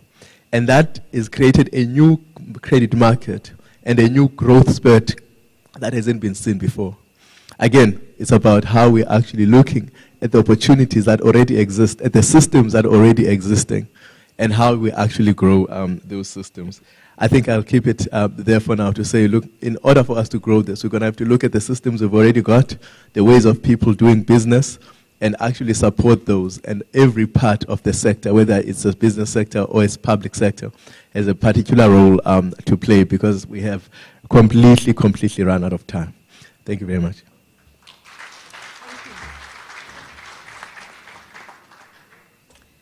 A good round of applause for Mr. Bai. And without even summarizing what he said, I would just like to get an indication of hands from the floor. Remember what we said, it's a solutions-driven discussion. We are wanting to get to a point where we've got a list of key things that we are wanting to do as a province, that we are wanting to drive. So we're not going to be focusing on the challenges. I think those were presented by all of the speakers here today. But what we're going to be talking about is what is the change that we're going to create. If I can then have hands from the floor. I have noted you, Mr. September. I've noted you, Mr. Mhlomi. There's a third hand on this side. Can I have someone with an extra mic, please? I've got 3 hands. I've noted you, Sistwai. That's 4. There's a hand on that side. That's number 5. And the lady in black is number 6. And we've got a number 7 at the back. I've got 7 people. I'm allowing you a minute and a half each at the most. If you can do under that, I may even give you an opportunity again to speak. If we can start then with the first speaker on this side. Can I have an additional mic or additional mics? One this side and another one that side, please. And if you can just introduce yourself and where you are directing the comment, because I think there were a number of topics that were addressed today. Okay, thank you. Working? Am I audible? Yes, sir. Am I real audible? Yes, we can hear you. I want to make sure that I'm audible. My ethical stand is that because I'm a pedagogue by profession, so I want my audience to hear me properly. I'm Brian September from the Eastern Cape Business Council. Mine is just, I would go on and on for an hour or for a day, but I will be very snappy. Firstly, to thank the MEC for the budget yesterday. And as much as the budget looks tiny, but I'm sure innovative people can do so much with so little. There's a lot that has been said, but just to echo the last speaker there, Mr. Pai, the economist. You know, I like all your presentations there from small business, EPSA, and the economist. And yes, MEC, indeed, I did watch that Tabane program last night. He started by really hitting hard another insurance business, then came to a small business. I hope that the small business, small business department takes a heed to what was said there last night. You know, there is so much we can do as entrepreneurs, listening to what has been happening here. Low-hanging fruits. Please, government, we want to be part. MEC says it nicely that it's time, we like our leaders, but it's time that our leaders listen to what people, the grassroots, say. And please, entrepreneurs, let us not be ashamed. We must be very vocal. Our voice is supreme. And if we have got willing leaders, like what the MEC has alluded to, that they are prepared to listen to us, we all agree. This whole, I don't want to ask people here, those who are from business, to lift up their hands. I don't want to engage in that. But if we were productive enough and focused enough, the 3/4 of this hall should be attended by entrepreneurs. Thank you. And you know, those grants, people take it, Mr. Pai, people take it for granted what those people who are selling the fat cakes, the effect they do to the economy. And how I wish that micro, before you become macro, it should be micro. And it is at the root that all starts. Yes, there's a lot that can be said. And we support, you know, this notion of this bloated public service. It's neither here nor there. The only thing, yes, I'm not a labor person, I'm not promoting, but we need to be serviced by you guys. But what is lacking is value for money. People do not appreciate your services. You must be of help to the people, especially the people, the entrepreneurs. There is nothing that will extricate this country from the scourge or the pandemic of joblessness than the creation of entrepreneurship. And it is you, the partnership, which is very pertinent. The partnership, the private-public partnership, is something that is going to Thank you, take us. Tacho. Oh, thank you. Thank you. Please, if I can ask everyone to please just keep it to 2 minutes, and if we can get into your comment, because this is a panel discussion, it is a discussion that we may have. But I think the most important thing that you are raising, Dada, is around the role of the informal sector, and it's about the responsiveness of government. So I have noted those 2 points from you. Thank you, sir. Yes, hello everybody. Greetings first to the MEC, the Honorable MEC, the government staff that is here with us today, and the business community. The name of the person speaking is Frank Malekwa, representing the Eastern Cape Business Council. Because time is short, I would have had a number of issues that I would have wanted to raise from the budget speech, but I think the time limits us from that. But I want to find a way to try and marry that together with a comment or question that I want to ask the gentleman in front. Because based on discussions we've had with government before, you will note that we have identified many problems. I think not a lot of them, but in areas where there's cash outflow from the province. One of those being the supply chain, of which is something that is being addressed. I was happy to read of some of the positives from the budget speech. The other part, which is still a sore point for us, is the area of unspent funds. 467 million, for instance, is what was returned last year, which is a very sore point to us. But I think in these areas, we do not need to be all gloomy, but we need to also look at those as areas where we need to find solutions to those problems. And if we could sit and say, let us find as a province mechanisms of how to address these areas, because often we always say that we don't have enough funds for this, we cannot do this because we don't have funding for that. The same province will have 467 million rands being returned to Treasury. And I think if we can maybe start and focus in those areas, maybe we can really find solutions. So my question to ABSA, because I know that a lot of businesses, small businesses go to ABSA, many of them don't qualify for funding at ABSA.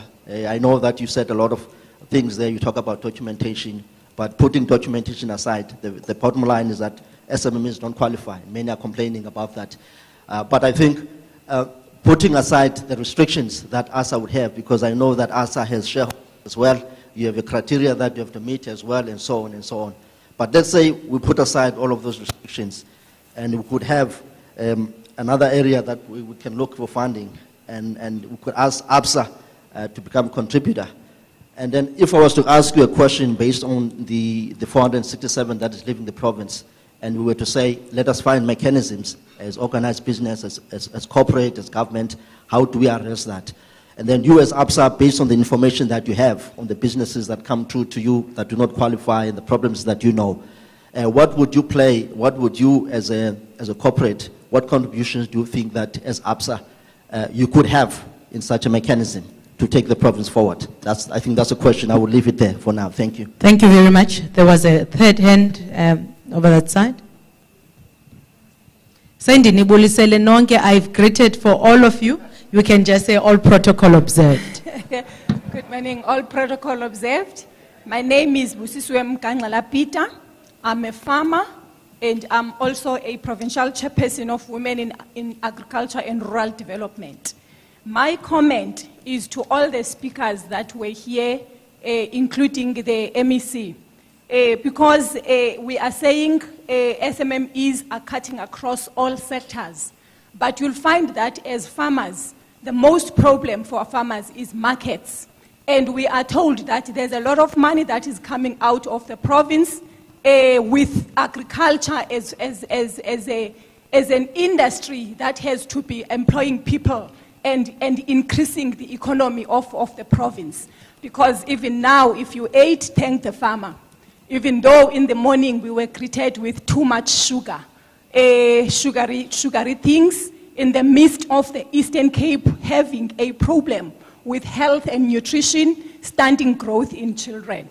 But then my take is that, can we consolidate the markets for the farmers? Because we know a lot of money goes out from Department of Education, Health, Social Development, Correctional Services, and Defense, and that is food that is supposed to be procured from farmers. Even the venue that we are at, it's hospitality. And have you checked where are they sourcing their food from? Are the SMMEs or MSMEs in the Eastern Cape benefiting from the ICC's supply chain with food. And also because it is cutting across the sectors. Department of Agriculture had a good thing last year where they put in a call for aggregators for these departments that I've mentioned that deal with nutrition. But then that has come to a stop. We don't know what is happening. Can that please be consolidated? Because this is where the farmers will stop being emerging and become commercial and scale up. Thank you. Thank you very much. I think we're noting that comment. There was was there another hand on this side? Okay, if we can move on then to the side. Oh, Connie Sandlin is possibly, oh, Sister, yes. Number 4, then I think there were 2 and 1 at the back. Okay, thank you. Thank you very much, Program Director. All protocol observed. I'm Kwaita Zituta. I'm representing NAFCOC, and I'm not alone here. I'm with NAFCOC members from all regions of the Eastern Cape. Can they wave hands? At NAFCOC, we lead members as Kokeli Zikozetu. I just want to make a comment, which is appreciating the budget speech that was done by the MEC yesterday. We have noted some increase in the budget, which is going to be an increase in job creation as well. And as MSMEs, we are happy about that. And what we are a little bit concerned is to ensure that what was presented is going to be implemented. I just want to check from the MEC, I'm a little bit concerned about the Economic Development Fund. The MEC mentioned that there are 6 programs which benefited from that fund, and the total was about 81 million, and there was money from it which has been rolled over to this current financial year. I'm echoing the same sentiments of my previous speaker, which is saying it is not right not to spend money and to roll it over. So we need to have a strategy. And also we are interested to know which programs are those that are benefiting, that are part of the Economic Development Fund. And for this current financial year, what is the budget for that fund? Is it still on? What is going on? And also I wanted to comment regarding the budget that the MEC said it has been spent for SMMEs. The total spent budget, he said, is 46.8, and out of that, 38 billion has been spent on SMMEs, and 21.7 has benefited them. It would be very good for us as SMMEs to have another follow-up session like this, even if it's in the form of a conference where these SMMEs that are benefiting are able to showcase, are able to talk about what they have been benefited, how they have been assisted. And I also want to refer to the speaker from APSA and also share the sentiments that we are really, they are our corporate partners, and they are supporting us as SMMEs, and they have been also to various regions in the province assisting us. Thank you. Isiqalo Youth Fund, I want to commend the province again for that, because some of our youth have shown us that they have got appointment letters, regardless of when they applied, because they applied in 2021. But we are happy that finally they have been appointed. Lastly, to ECDC, I think our members are benefiting a lot to the programs that ECDC is implementing. You have your rural, your STREP funding and others. The women and youth enterprises are also benefiting, but there's still room for improvement. Thank you very much. Thank you very much. Just try a round of applause. I've got 3 more comments, 3 more inputs. There was one on this side, then that gentleman, then there was someone at the back. If I can ask you to please come through. Okay, you come after. Good morning, Molweni. My name is Gino Dolfava. I represent the Buffalo City Maritime Cluster. and my question would come to the MEC. Thank you for the theme. And as your program director says, we are here to offer solutions. We don't want this just to be another talk show. I've been absent for 5 years, and I was hoping, Vukile, that I would, an Absa Bank, that I would have seen some SMMEs, as my colleague lady has just said, to showcase what are we really doing. They are not here to talk about the successes of that measly 81 million that my sister has just spoken about, spent on SMMEs. We could talk about from cleaning materials, low-hanging fruit. We haven't created, in the last 10, 15, 20 years, we haven't created one successful black business that is manufacturing cleaning detergents, which is a huge budget within government and public sector. But let me not go there. Let me focus on my address to the MEC and this wonderful theme that he has come about, him and his team. From the Buffalo City Maritime Cluster, we assisted in raising funds from late Minister Edna Molewa in 2017 for the Oceans Economy Master Plan. Do you remember it, MEC Mvoko? I'm saying this document, we concluded this document with the Nelson Mandela University in putting this document. It's 5 years later. There hasn't been any implementation of some of our proposals that we put in developing successful businesses within the maritime space, marine tourism, small boat building. It's sectors that is dominated by whites. And it's 5 years. MEC, go look up in the Premier's office. Where is that document? Thank you.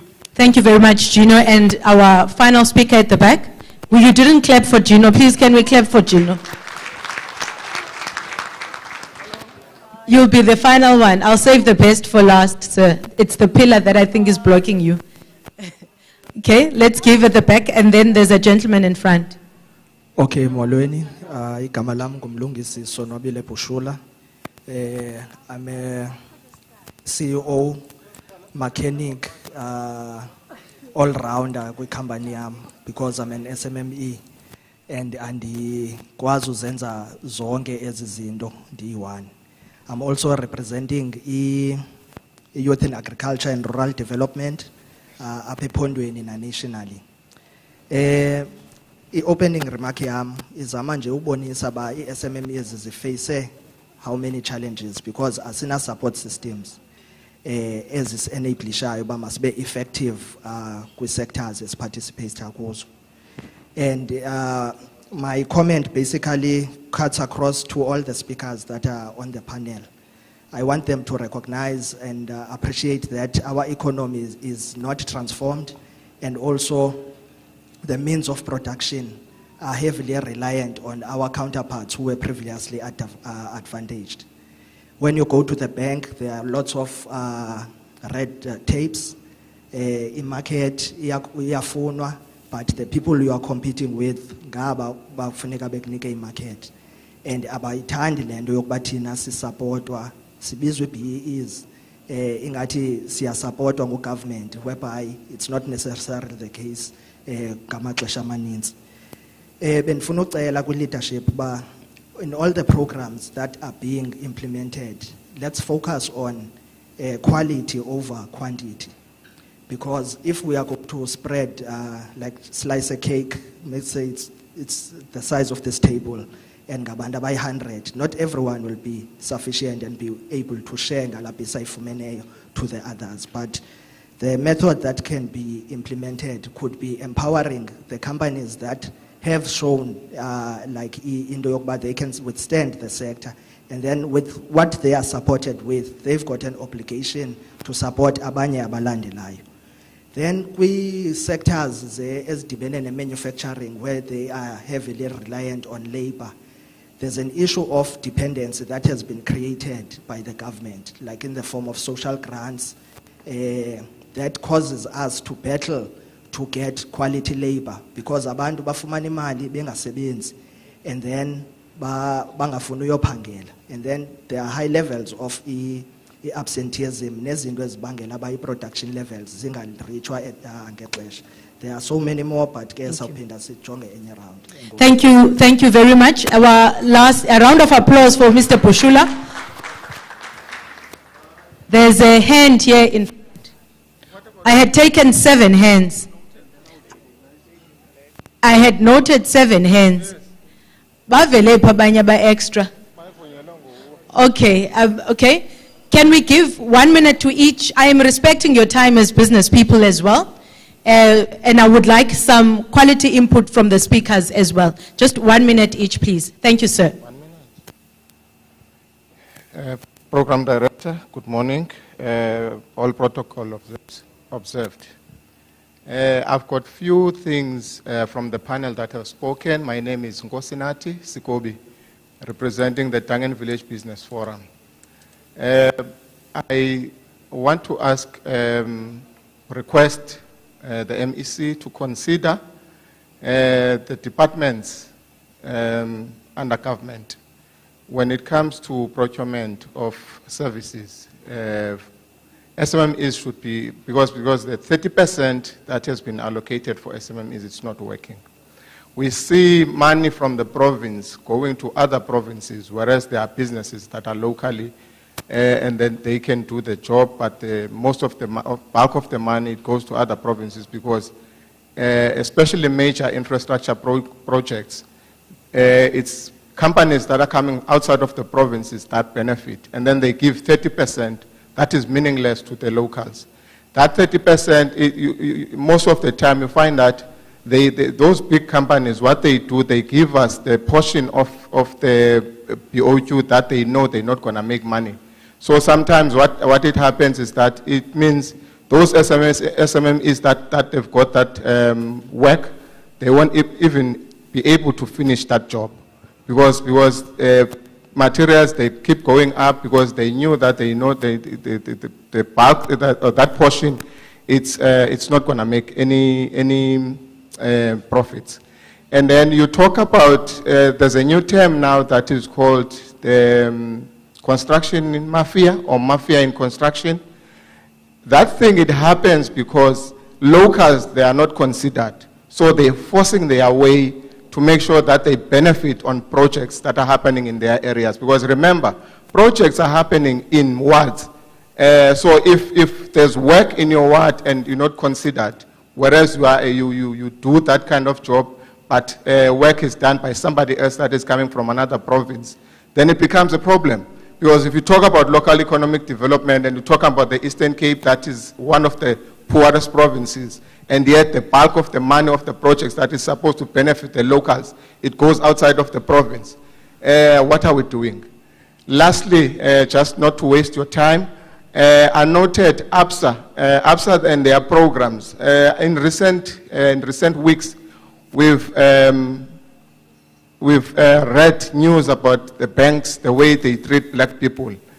It's interesting that you come in this platform and then you tell us all these fancy things that you bring, but we know nothing about the programs that you bring in. I wish this is not one of those talk shows where we will see you now next year, same time, where it's just a platform to finish the budget since it's March now. I thank you. Thank you. If I can ask the lady to please come in, also a minute. Thank you very much, Program Director. Good morning to the leadership. My name is Wiseka Mboxala. I'm coming from a village in Aidukyo called Guadane, and my speaking here will be representing the small and maybe the lonely voices that are coming from there. The first thing that which I would wish to agree with the MEC is that the non-payment of service providers most of the time is something that is done with two interests that are silent, that you didn't really get and see them or hear them in presentations of government. The first one is that you've got people that really don't have an interest of seeing other people grow. That's the reality. The second one is that you have people that are expecting some freebies in order for them to perform the duties that which they're employed for. And that's the reality. You won't get any presentation, but that's what is happening. Our younger brothers, they're subjected to that, and our younger sisters are subjected to that. The other point, Honorable MEC, which I would agree with you, when raising it, premising from JJ Tabane's show, is that we've got a plethora of funding institutions in the country. And all of them have got standards and structural dichotomy which must be followed in order for a particular document to meet and be finally funded. And I can tell you most of the time what our people do is to compare them and see which one has got a bit mild requirement. But what is there is that there is a very stagnant written agreed policy on how one must be funded. For an example, you find that if you go to CIFA, you go to CEDA, you go to that, a person will just put all of them in one place and say which one has got a short process. But at the end of the day, there is a rate tape that is written as a policy. So when you talk of a policy shift, it must not be a policy shift from mild to lemon and herb. It must be a policy shift that move from mild to hot and reflect strategically the sufferings that our own people are subjected to. I agree with you, a one-stop shop is needed so that you don't get to put a proposal here and put it there and put it there, because anyway, it becomes no difference in a job-seeking process. The last other issue that which I would make to people that are in agriculture, I'm in a particular department that in terms of budget outlook in the province is given the bigger share. And I've never seen, for the past 5 years, I've never seen a scenario where they say to that honorable leader, honorable so-and-so, can we have a meeting with you and understand that if you've got schools in the province that take 2 billion for nutrition, how is this finding an expression in us as communities? Because Mahliwane Junior Secondary School is in a particular village, and that village has got a garden, and those guards should be able to provide food for their own kids that are at the school. But you have SMME in agriculture coordinated in that manner such that they are able to put pressure on government. Lastly, Chair. Thank you, ma'am. Please. Okay. We must also afford an Thank you very opportunity much. for the Thank you very speakers much. to present. Over to you.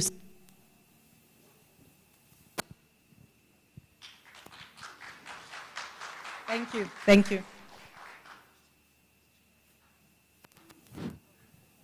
Inkosi mhlali ngaphambili.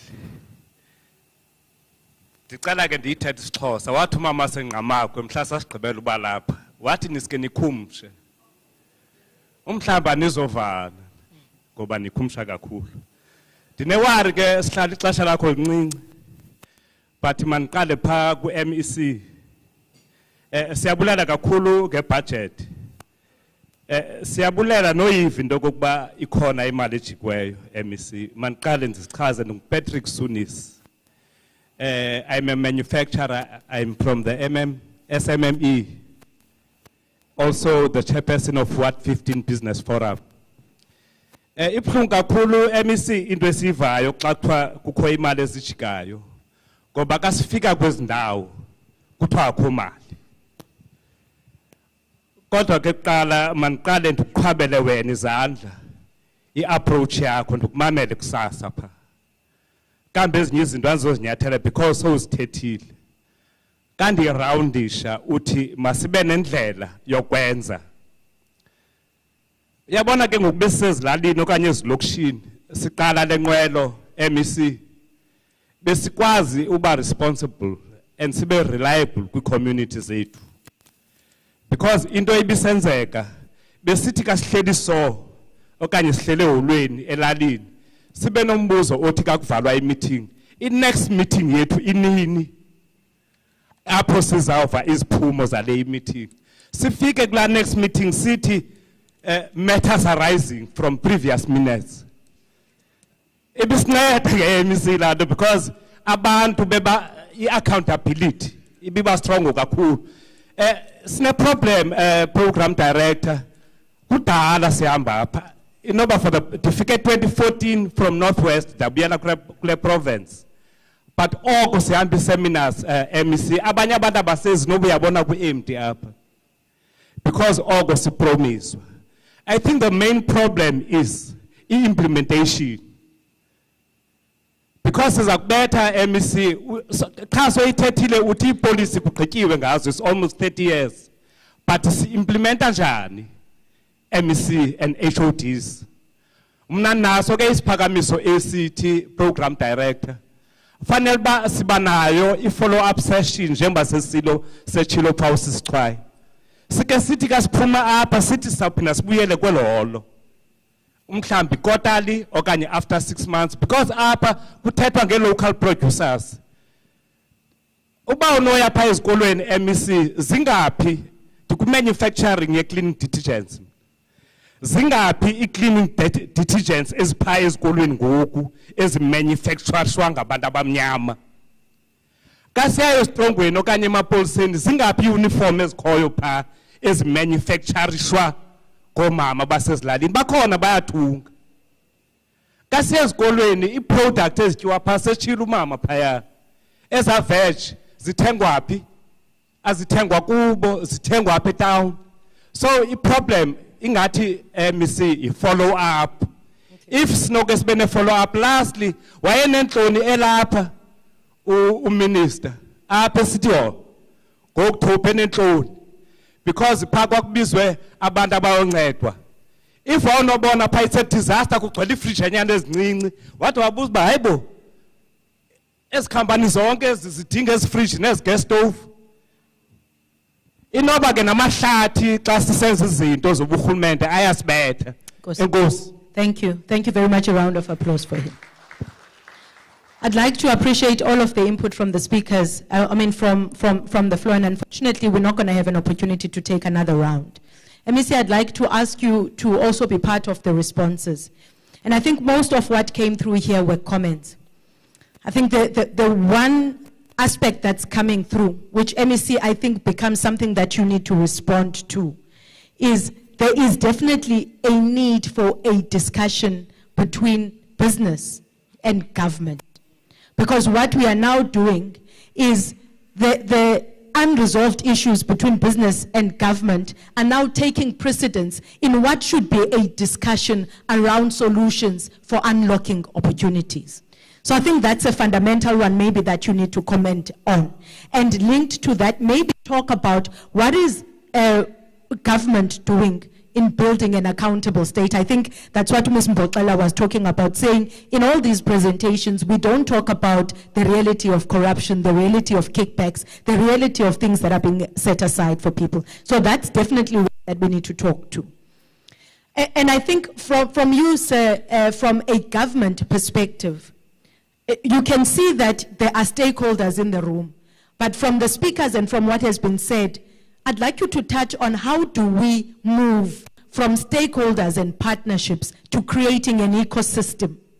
An ecosystem that will start saying, what are the opportunities that exist for us to retain the funding that comes from government within the local value chains? How do we build that ecosystem? An ecosystem where there is a continuous dialogue between government, private sector, education, the schools, to ensure that everything, that there's a clear and there's a shared mandate on how we can drive and unlock opportunities. Maybe if you can talk to that.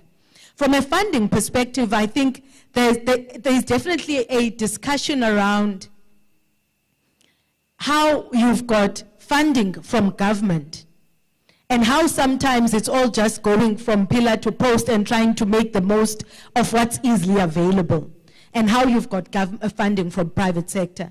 And for you, sir, I would like you, as you do your comments as well, to also talk to, we speak about integration, we speak about information systems. How do we create a portal, a shared portal within private and public sector, where it's very clear what each funder does, where I don't need to move from Nkanduli to come and submit documents, but I can submit my documents online. And when I submit them online, based on the type of opportunity that exists, it already applies to the relevant funding opportunities. And how do we then unlock the support of APSA or even all of the banks from a corporate citizenship perspective to introduce systems within government that can help streamline that access to finance? But also, how do we then say beyond than just funding? How do we centralize some of the support that is there, that you've spoken about, that is non-funding? You spoke about the potential of the informal sector. And the reality, and I think the lady that spoke about farming was also talking to how, yes, there are all these opportunities, there are all these markets, but how do we as government support the informal sector to access opportunities? From getting them registered, from getting them professionalized, from getting them commercialized, to a point where we will not have an ICC that will say there is a superficial blockage for them accessing those opportunities. That's what I've heard from comments in trying to consolidate everything that is here. And I think the rest, in terms of the performance of government and the relationship between government and private sector, really depends on that private engagement system that you spoke about. Thank you, by the way, for all of the comments and all of the acknowledgement of what government and government departments have done well. Let me see if I can ask you then to come and join us, and I will give then 3 to 4 minutes to each speaker. Thank you. Your final reflections.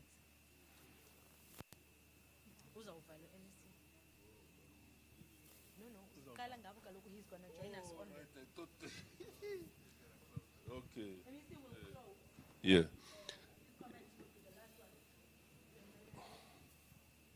Do I have to?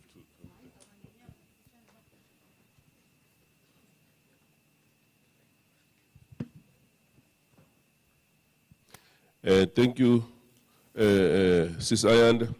And thank you again to the colleagues, I would say the ecosystem also here for the opportunity and inputs. There are some really that were also not raised, and the chair will take, you know, when from Gauteng Gangsters Paradise, you hijack the platform. There is this element about the Eastern Cape cannabis industry. I think that investment is needed here, Chairman, on a serious note, because the Cannabis Master Plan is saying rural enterprises especially. So ECRDA, we've got an MOU with them, and with CEDA, there is a component around the cannabis cluster development. If we can really strengthen from the primary to the secondary component, I just said, let me highlight that.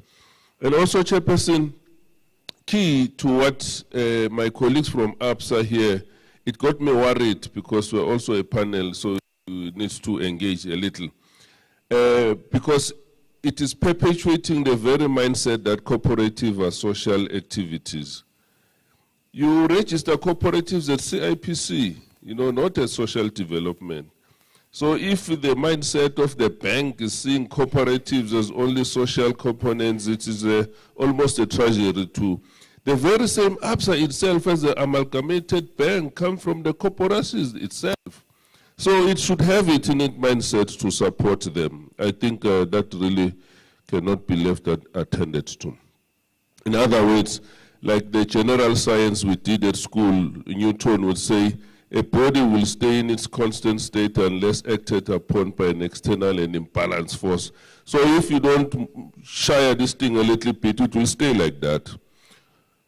Chair, to your question in terms of the summary, in essence, indeed, this very same strategic framework for small enterprise, the next, that is the 10-year component, is addressing that very component around the ecosystem.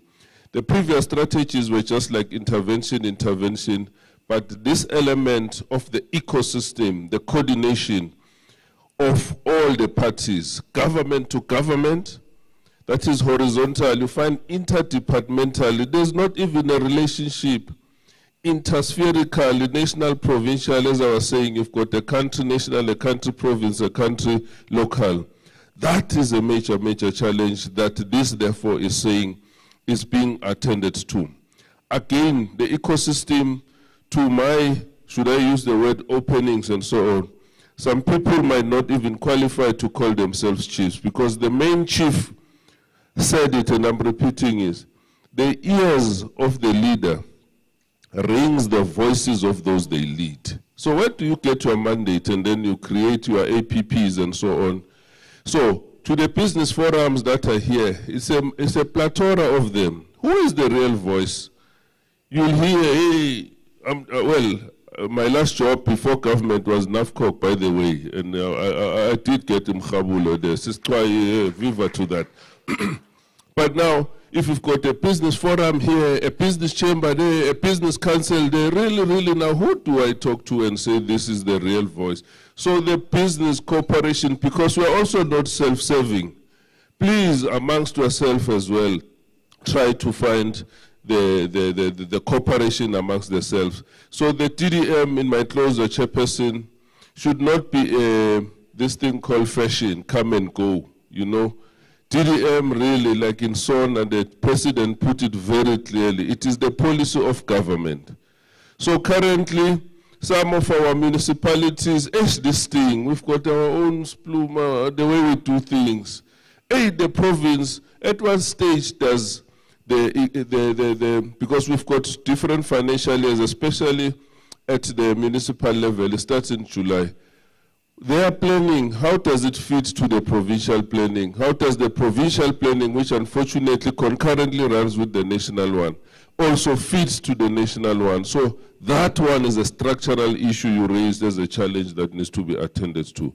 But we love you, colleagues. Thank you so much.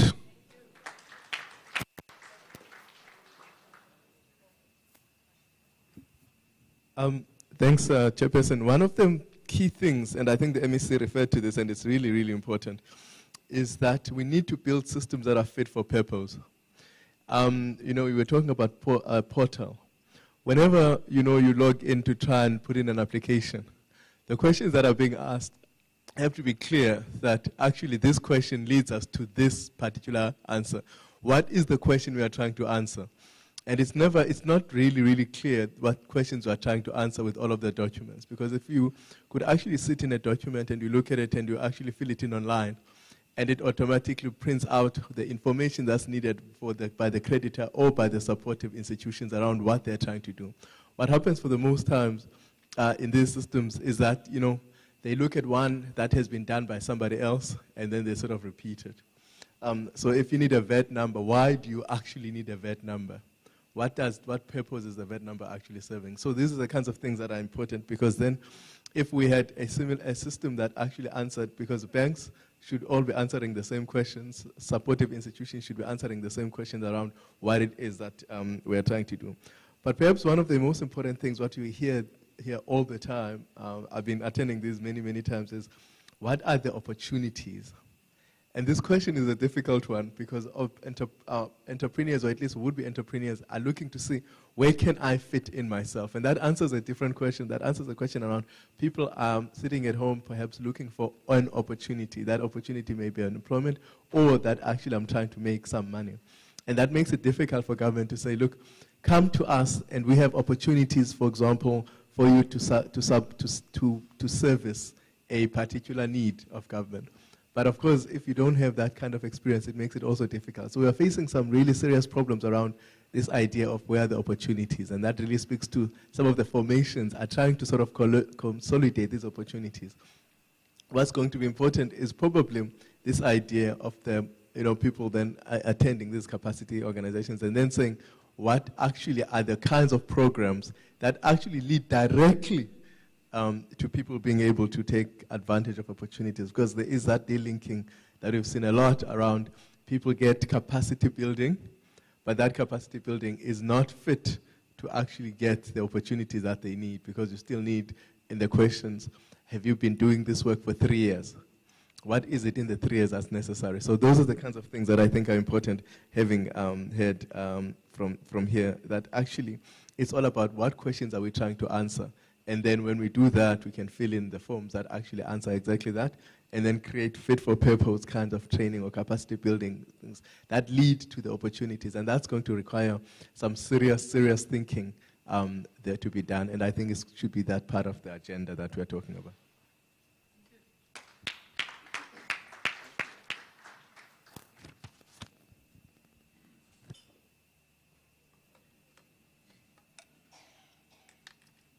Thank you very much, Program Director. Bendingethanda usa umqolo wami ngako MEC. Beke wathi izolo ngathi uphelelwa litorho. Andifuna uba negalelo kulonto ngomqolo wami onamathamsanqa.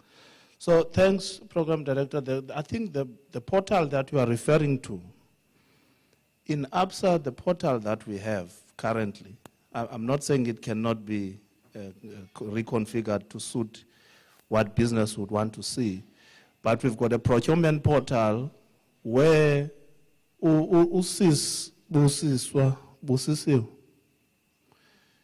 where she would easily go and access the markets that she was talking about in that portal and be a player in the markets, because in that procurement portal, you get to see what business opportunities are there nationwide, not just in the Eastern Cape.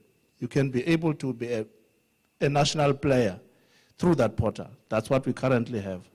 Then if you look at how then do we get to bridge the gap between private sector and business, I'm trying to capture that comment that was talking about how banks deal with black business. We've got corporate clients. I'll refer to a year that Utamzi would know, where at some point we had a partnership with Pick n Pay, where we would say, procure from local suppliers. And we would assist them via a fund.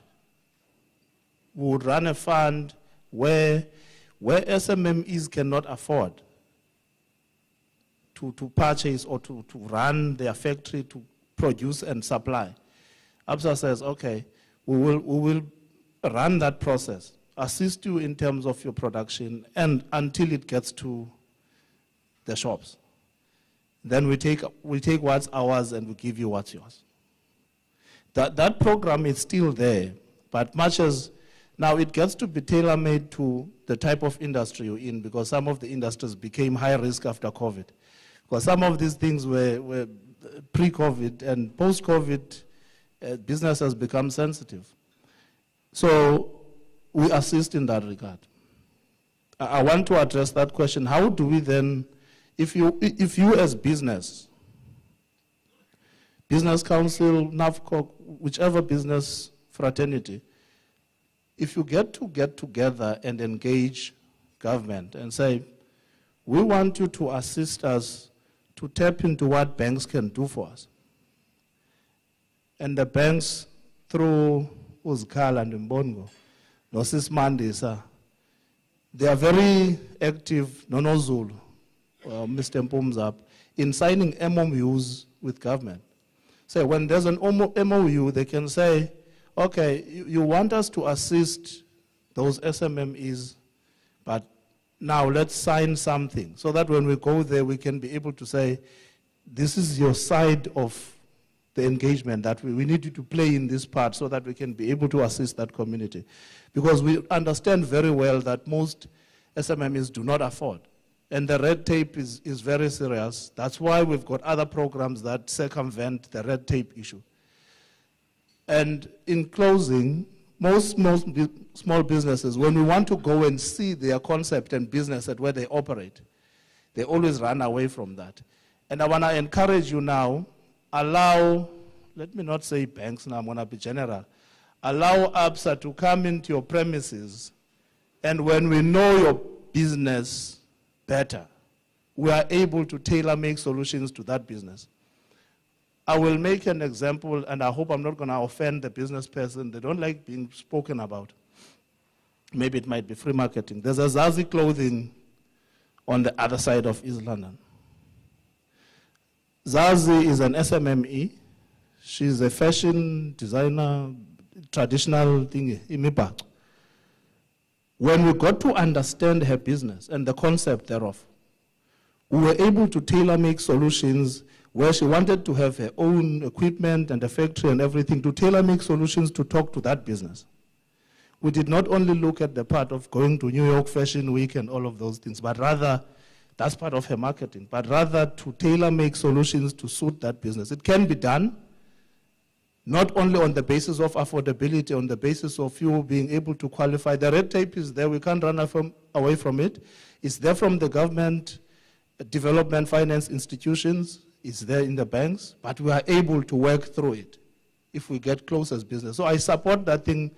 Let's make the forum smaller so that we can engage, especially specific industries, and not talk general. I can't be looking at solutions for farmers and at the same time look at solutions for automotive in the same room.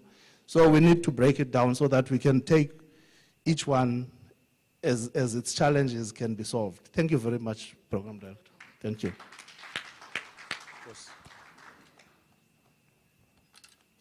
Thank you very much, Ayanda. I came here because you asked me to. Besi assign umuntu to do my job. So out of respect, I decided so I'm going to try and avoid responding to everything. So I'm sharing the time. Let me start talking about the formation of the business chambers. Someone spoke about the business chambers here. Who do I talk to? When I got to the department, there was already a proposal by the now Premier, who was MEC for a year in this department, of a formation of a business council that's going to look into all, that was going to represent all businesses. So I just got to the department, fortunately, years ago. I got into the department because he was only there for 6 months, and I continued with that. To an extent of calling them here. I think met here, listened to all of them, went through the concept document, and that's how the Eastern Cape Business Council was formed.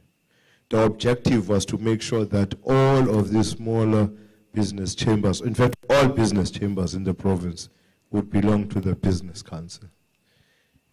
So I just want to, I'm not going to talk about the dynamics in that, but the truth of the matter, that Business Council is a product of this government, so that we don't talk to FABCOs, talk to this one tomorrow.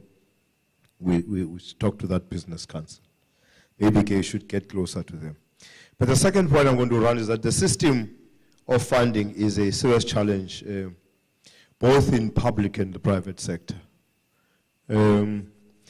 Dinendo paya endima ndithetha paya ndiyazi basozivunywe ndawahamba ingavunywanga. This thing of free money is a challenge. Lendo ye free money is a challenge. Because wonke umuntu uleka le free money. Basinonixela ingxaki esidiwa nazo kule free money. You'll be shocked. When someone applies, omiki bamnike Eldred imiliyoni ezivakalayo. A year down the line, they go there, aksekho nalo factory. I can make living examples, but I'm not going to mention them. Umuntu gets that 2 million rand, I establish into bemuntu, ayovumbuluka eBay, sefuna enye imali yenye into. Serious. It's because it's free money. If we could attach some portion, you will be responsible. Because I grant is 5 million, not 2 million, freely. We are going to have this child. And they ask, as fun about to free money. But also, the private sector is not assisting us. I think we are in competition when it comes to funding. In Mamelo Absa City, lende collateral, abana ngaki, kuinda ba isebenzisayo. I'm very interested to hear. Baba sebenza ntoni? Noba uzonhlebela. Because this is the essence of it when it comes to the MSMEs. They will never grow. They have nothing to put on the table. And for years, big companies, Tata Bantu Betu, Bekoni franchise, down the line, many of them are collapsing and dying because people can't survive the conditions of the franchise itself, without mentioning the campaign. But I know of two big, two of the big companies that have got a franchise, that started franchises, in most Abantu are not able to sustain it without really mentioning it. The procurement regime is also a challenge. Yona abantu bathetha ngalento ngithi kumajeke mangazophendula lanto bithethwa nguvuyiseka pha. Xa akuya refuse because wayanda ubize mina wathi uyaphendula nguwe. Isika macala. It's a double-edged sword. Firstly, for a long time, it was a struggle for a government to procure from these small ones, from the MSMEs, for SVEGs and all of those things to schools and hospitals. And these guys from Treasury went overboard and tried and created that environment. Guess what? Siyenzile singu Treasury. I-department maziyenze, i-department aziyipa afuni. Siyenzile tina.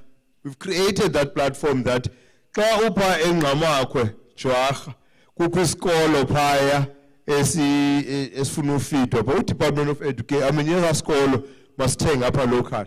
But also if ukho isibhedlele i-procurement yenziwa apha ephondweni. I-procurement mayochekishwa phaya engqamakwe ba yintoni ekhoyo phaya enoncedisa abantu bethengwe pha. Hayi ayenzeki nangoku. Ithe sathengwe eDurban naseGauteng in big bucks. This is the challenge we have. So the mindset now within our own officials is not changing. This is the challenge we have. Fortunately, we've reported this in EXCO to say, Premier, siyenzile. Hayi abavumi. That's why because our figures, the MSMEs, benbala is 17 point something billion that went kaphandle. I'm feeling clear like this is absorbing abangavuma abanye kodwa niyazazi. On the let me fold it, two more, sorry Ayanda. On the ECDF, how Ayanda uthetha makathethe ngala ECDF. Where question isithi imali, it was 100 million, we've added the 30 million, now it's 130 million. Makathethe ngayo ke wakutheni kukhumala ijikisileyo kutheni ningafumananga nina abafunayo ayizongenzongena kuyo ke le. I disagree nalento ye-construction mafia ukuthi yenziwa indoba we are not sticking to policy. I completely disagree with it. A construction mafia is criminal. It is criminal. And in the most instances, our Bantu construction mafia do not even want to work. They want to go there and demand their 30%, but you with 30%, Bantu would really deserve to get that money. So I don't want us to defend land construction mafia. It's a criminal activity by people who have their own interest. And it is stifling development. Sibonile natapa kuti bikale pa Alfredo. Sibonile how it has stifled development. So I completely disagree with that. It's a criminal element. And lastly, yabona ke thina mos sizi politicians. This thing about promises and implementation. We organized this business breakfast so that we could listen to you guys talking to us, government. How do we improve? How do we do things differently and improve? It was not intended to be a seminar. It was intended by Safikapa, Simamele, Kunya City. Thank you very much. So that the next administration will take into cognizance what you raised here today. Siyaqeda most nazi politicians siyadlula asiphelelanga apha. Ngiyazi ndikembabona abantu umuntu akufonele MEC ndicela manje undincede kulanto sifakile kulanto kanye MEC sine concept. They leave these officials that are actually going to decide on the matter. Even akulento ye tenders bendimamele bithethwa ngayo angendawo mina ndifuna uyadrong wethu soze ndingene. Noba ungathi manje kumncedise ndizawuvuma ngiyithumele pha kumajeke ndako ndicela iya pha kumajeke soze unibone. Fortunately nabo HOD bamobile angicinga unibone kulanto andizoza neproposals zenu ze procurement ndiyozenza phaya ndibanjwe ndedwa nihlale nifumana komnye umuntu elandelayo. So it was intended for us to listen in order for the next administration to do something about it. So it's not really that there isn't going to be any follow-up.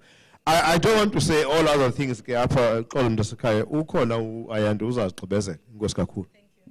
Thank you very much. Masimnike a round of applause to MEC. I'm going to ask on HOD Majeke to come and just thank our speakers. Thank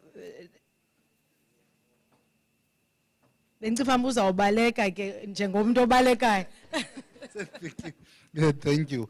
Thank you, Program Director. Just a quick one, just token of appreciation. Don't worry what is inside into it. Just a token. Could be anything else, but just to appreciate, I think, you investing in time in preparation for this, and of course, what your valuable inputs. So, without saying much, you'll see. Thank you.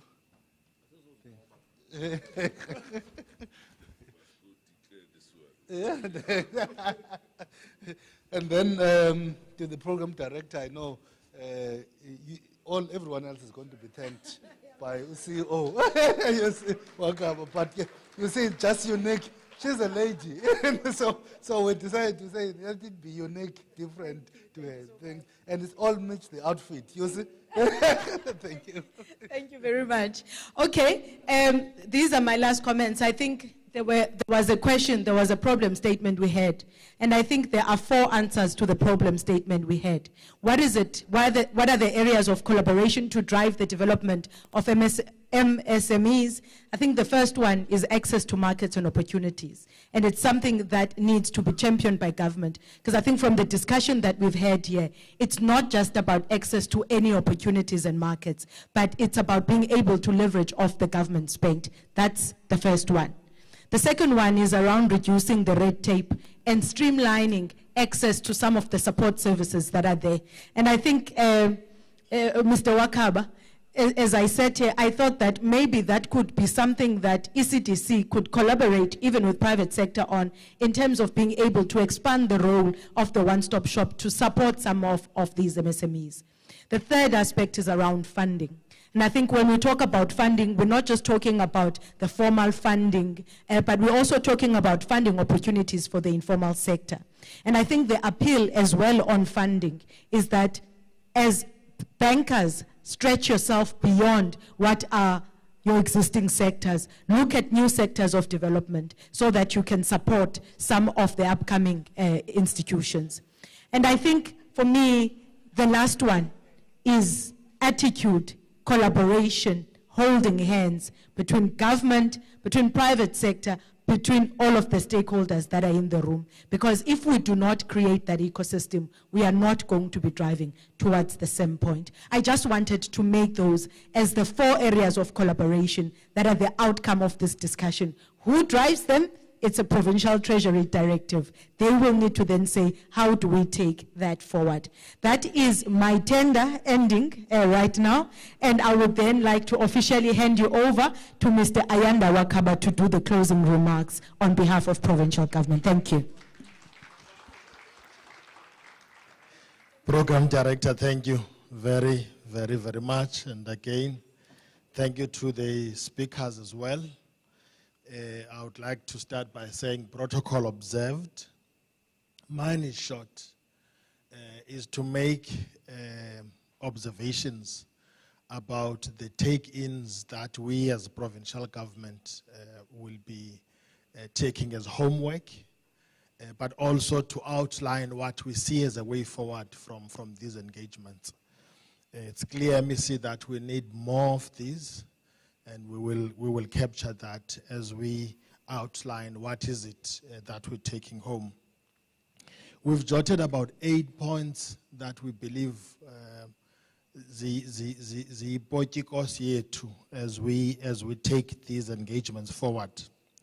One is just the issue of the need for efficacy in resource allocation and utilization. I think we all know the public fiscus is shrinking and that we need to find better means to utilize resources. Resources are simply in short supply.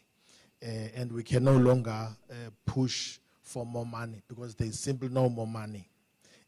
I hope that message is settling so that we begin to look at innovative ways of utilizing what we have. The other is just the need to, should I say, make informed bets as the public sector leadership. With the resources in short supply, I think it is necessary that we make these hard decisions about what is it that we will do and what is it that we will not do.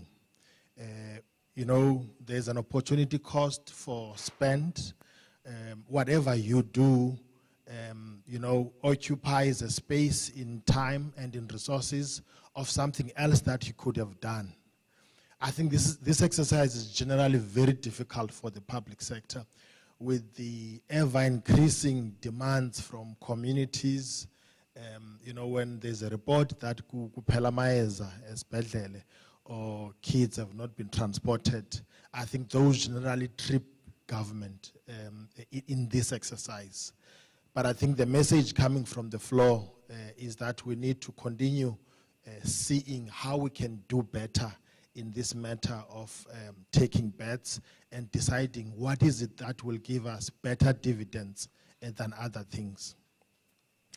Then the third aspect is the need for improving public-private sector relationships. I've always believed that this is a gold mine, that if we were to invest time and resources in these engagements, we would do better, not just as government, but as a nation. I think there are many opportunities where we can attain a better outcome in programs, especially if we start doing these at program design level as government. So when we introduce all of these interventions, which we often do as government, if we make it a culture to sit with the private sector and say, what are your thoughts? How can we collaborate to take these initiatives forward? The fourth, is the need for continuous improvement in the instruments that we use as government, such that we systematically grow SMMEs.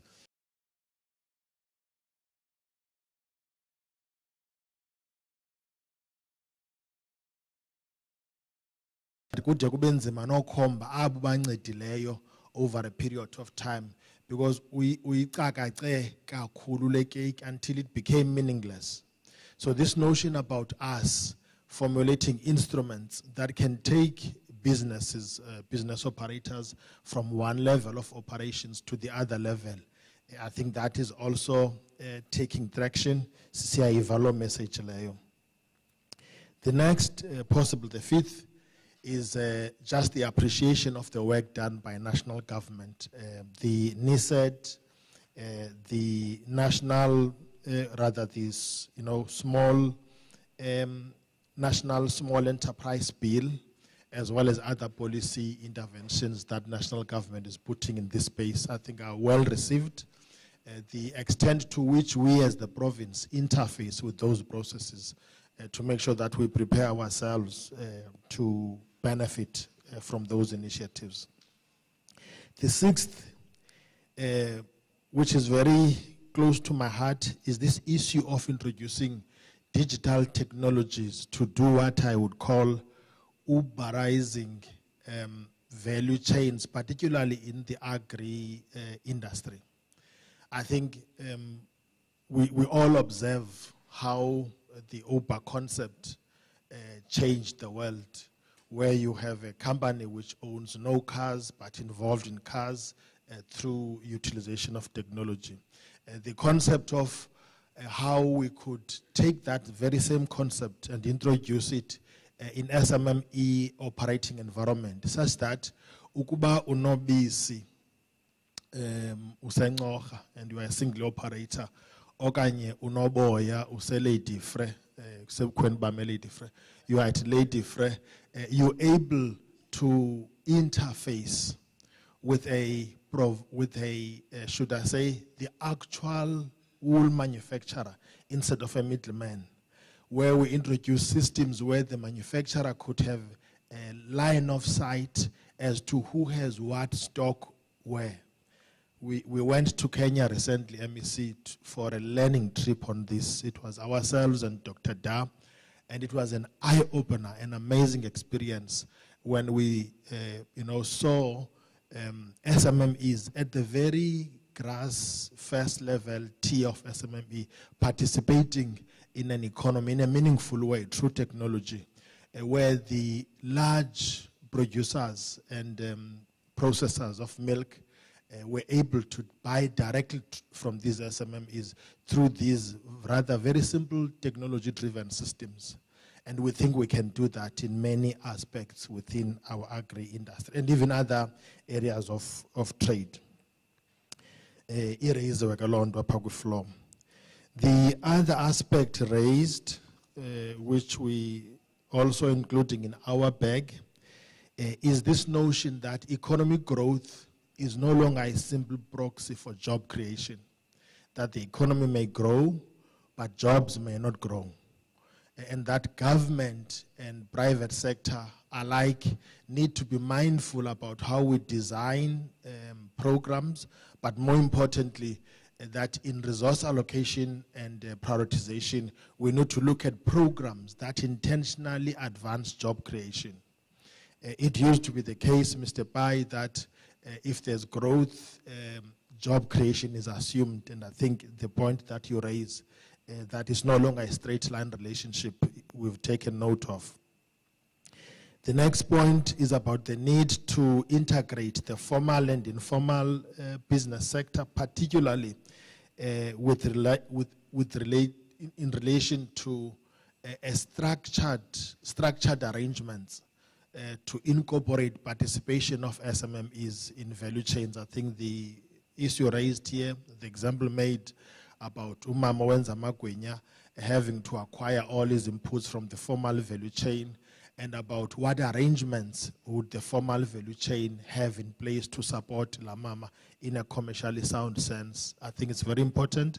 It also points to the technological interventions, that with such interventions you could be able to have sight of information around the stocks that that lady needs in a given period, and about behavioral patterns of that lady, which then would enable an introduction of a meaningful commercial relationship between the formal and the informal sector. And we homework before I outline how we think we should take these things forward. I think the last part I want to raise is move to what we think we should do about feedback. We think MEC, and we would offer ourselves to do this, that we should have this session at least twice a year. The ECDC would only be glad to facilitate this on your behalf, where we could take stock of the journey that the Eastern Cape is traversing in the area of just the economy development in general, and in particular SMME support and empowerment. And we could, in those sessions, structure the programs such that there's feedback on what government is doing on these matters, and there's also feedback from organized business and private sector regarding to how can we do better and how can we partner. So we're keen to do that, MEC. We've also taken note of the need to sharpen the responsiveness of government in terms of its instruments to SMMEs. I think this notion of red tape, I think you made mention, MEC, of the piles that SMMEs have to provide, just the need for us as government to be sensitive and design instruments that are accessible to the level of SMMEs that we're supporting. We've done this. Thank you, Sistwai, for acknowledging that in the STREP, where it's possible to get a funding approval without a thick business plan. You are running a tire shop. All you need is a machine that can assist in lifting the cars. You've got a store, we can all see it. You've got books, which indicate that you're trading. So your letter could be enough to secure funding, where we in fact send an official to your store to undertake an on-site assessment. Uyayenza nyani lento. Abuye engakufunanga financial statements, because here this is about a financial support. Unida nje umtshini mos, asend it. I will need a loan in this instance. Umtshini is 65,000 as an example. Enzi report ethi uyibonile le business yakho is operating, it's in order, in customers, all you need is this machine. Ningathi ke detail loans fumaneka kanjalo. We're talking about financial support. It's a different story when you're talking about a loan. Nonetheless, even in relation to loans, we've sharpened our products to make sure that asikufuni imbiba nebuzi when you apply for a loan, but we focus on what is necessary to undertake due intelligence, due risk assessment. Lastly, MEC, I must talk about the EDF. The EDF is a newly established fund by this province, and we call it an Economic Development Fund, a welcomed intervention by government to assist in stimulating the economy. The EDF finances initiatives that meet 3 criteria. 1, the initiative itself must have an element of resource leverage. 2, it must stimulate economic growth, either within a specific sector or industry value chain. And 3, it must be commercially sound. We always push that the deals that we would approve must have a very strong commercial sound undergirding them. Now, the applicants are state entities and government. The fund itself is not for the state entities and government. The fund itself is for partnerships with private sector. So you may have the AIDC needing to support operators in the automotive industry. So the AIDC becomes the applicant, but the beneficiary will be operators in the industry. You may have the ELIDZ wanting to establish a critical ICT infrastructure, and they have got a gap shortage in funding, but the beneficiary is the private sector towards stimulating an economic activity. So it's a very, very instrumental intervention by the province. It is in its first year of operation. It was allocated 100 million. It has spent 81 million. In fact, call it 92 million if you include management, call it 89 million if you include management fees. It's left MEC with 11 million. I'm hesitant if it will be rolled over, MEC. Well, maybe the transfer of the money may be rolled over, but we already have a 50 million pipeline of applications for that 11 million. I would wish you would consider adjusting that 30 to another 100, but that's a discussion for a different day, colleagues. Well, in conclusion, I'm also asked to thank all of you for your participation. I think you've come out in numbers, the engagement were productive, and the speakers, MEC, abasi basiqwempile nje kodwa basonzakalisanga. And we appreciate as well, MEC, the notion that we should listen more from the sector, business, as well as the private sector. And thank you very, very much. We've now concluded this session. I want to believe we will start the eating session. Thank you very much. Just one final announcement. I'll call it brunch. It's no longer breakfast. Brunch will be served just beyond this curtain. If you can please join us. And if I can ask the speakers and the MEC to please come forward for a photo opportunity. I think Phumelelo yawunqokelela nabanye abantu ofuna babe khona. Enkosini kakhulu, nibe nemini emnandi.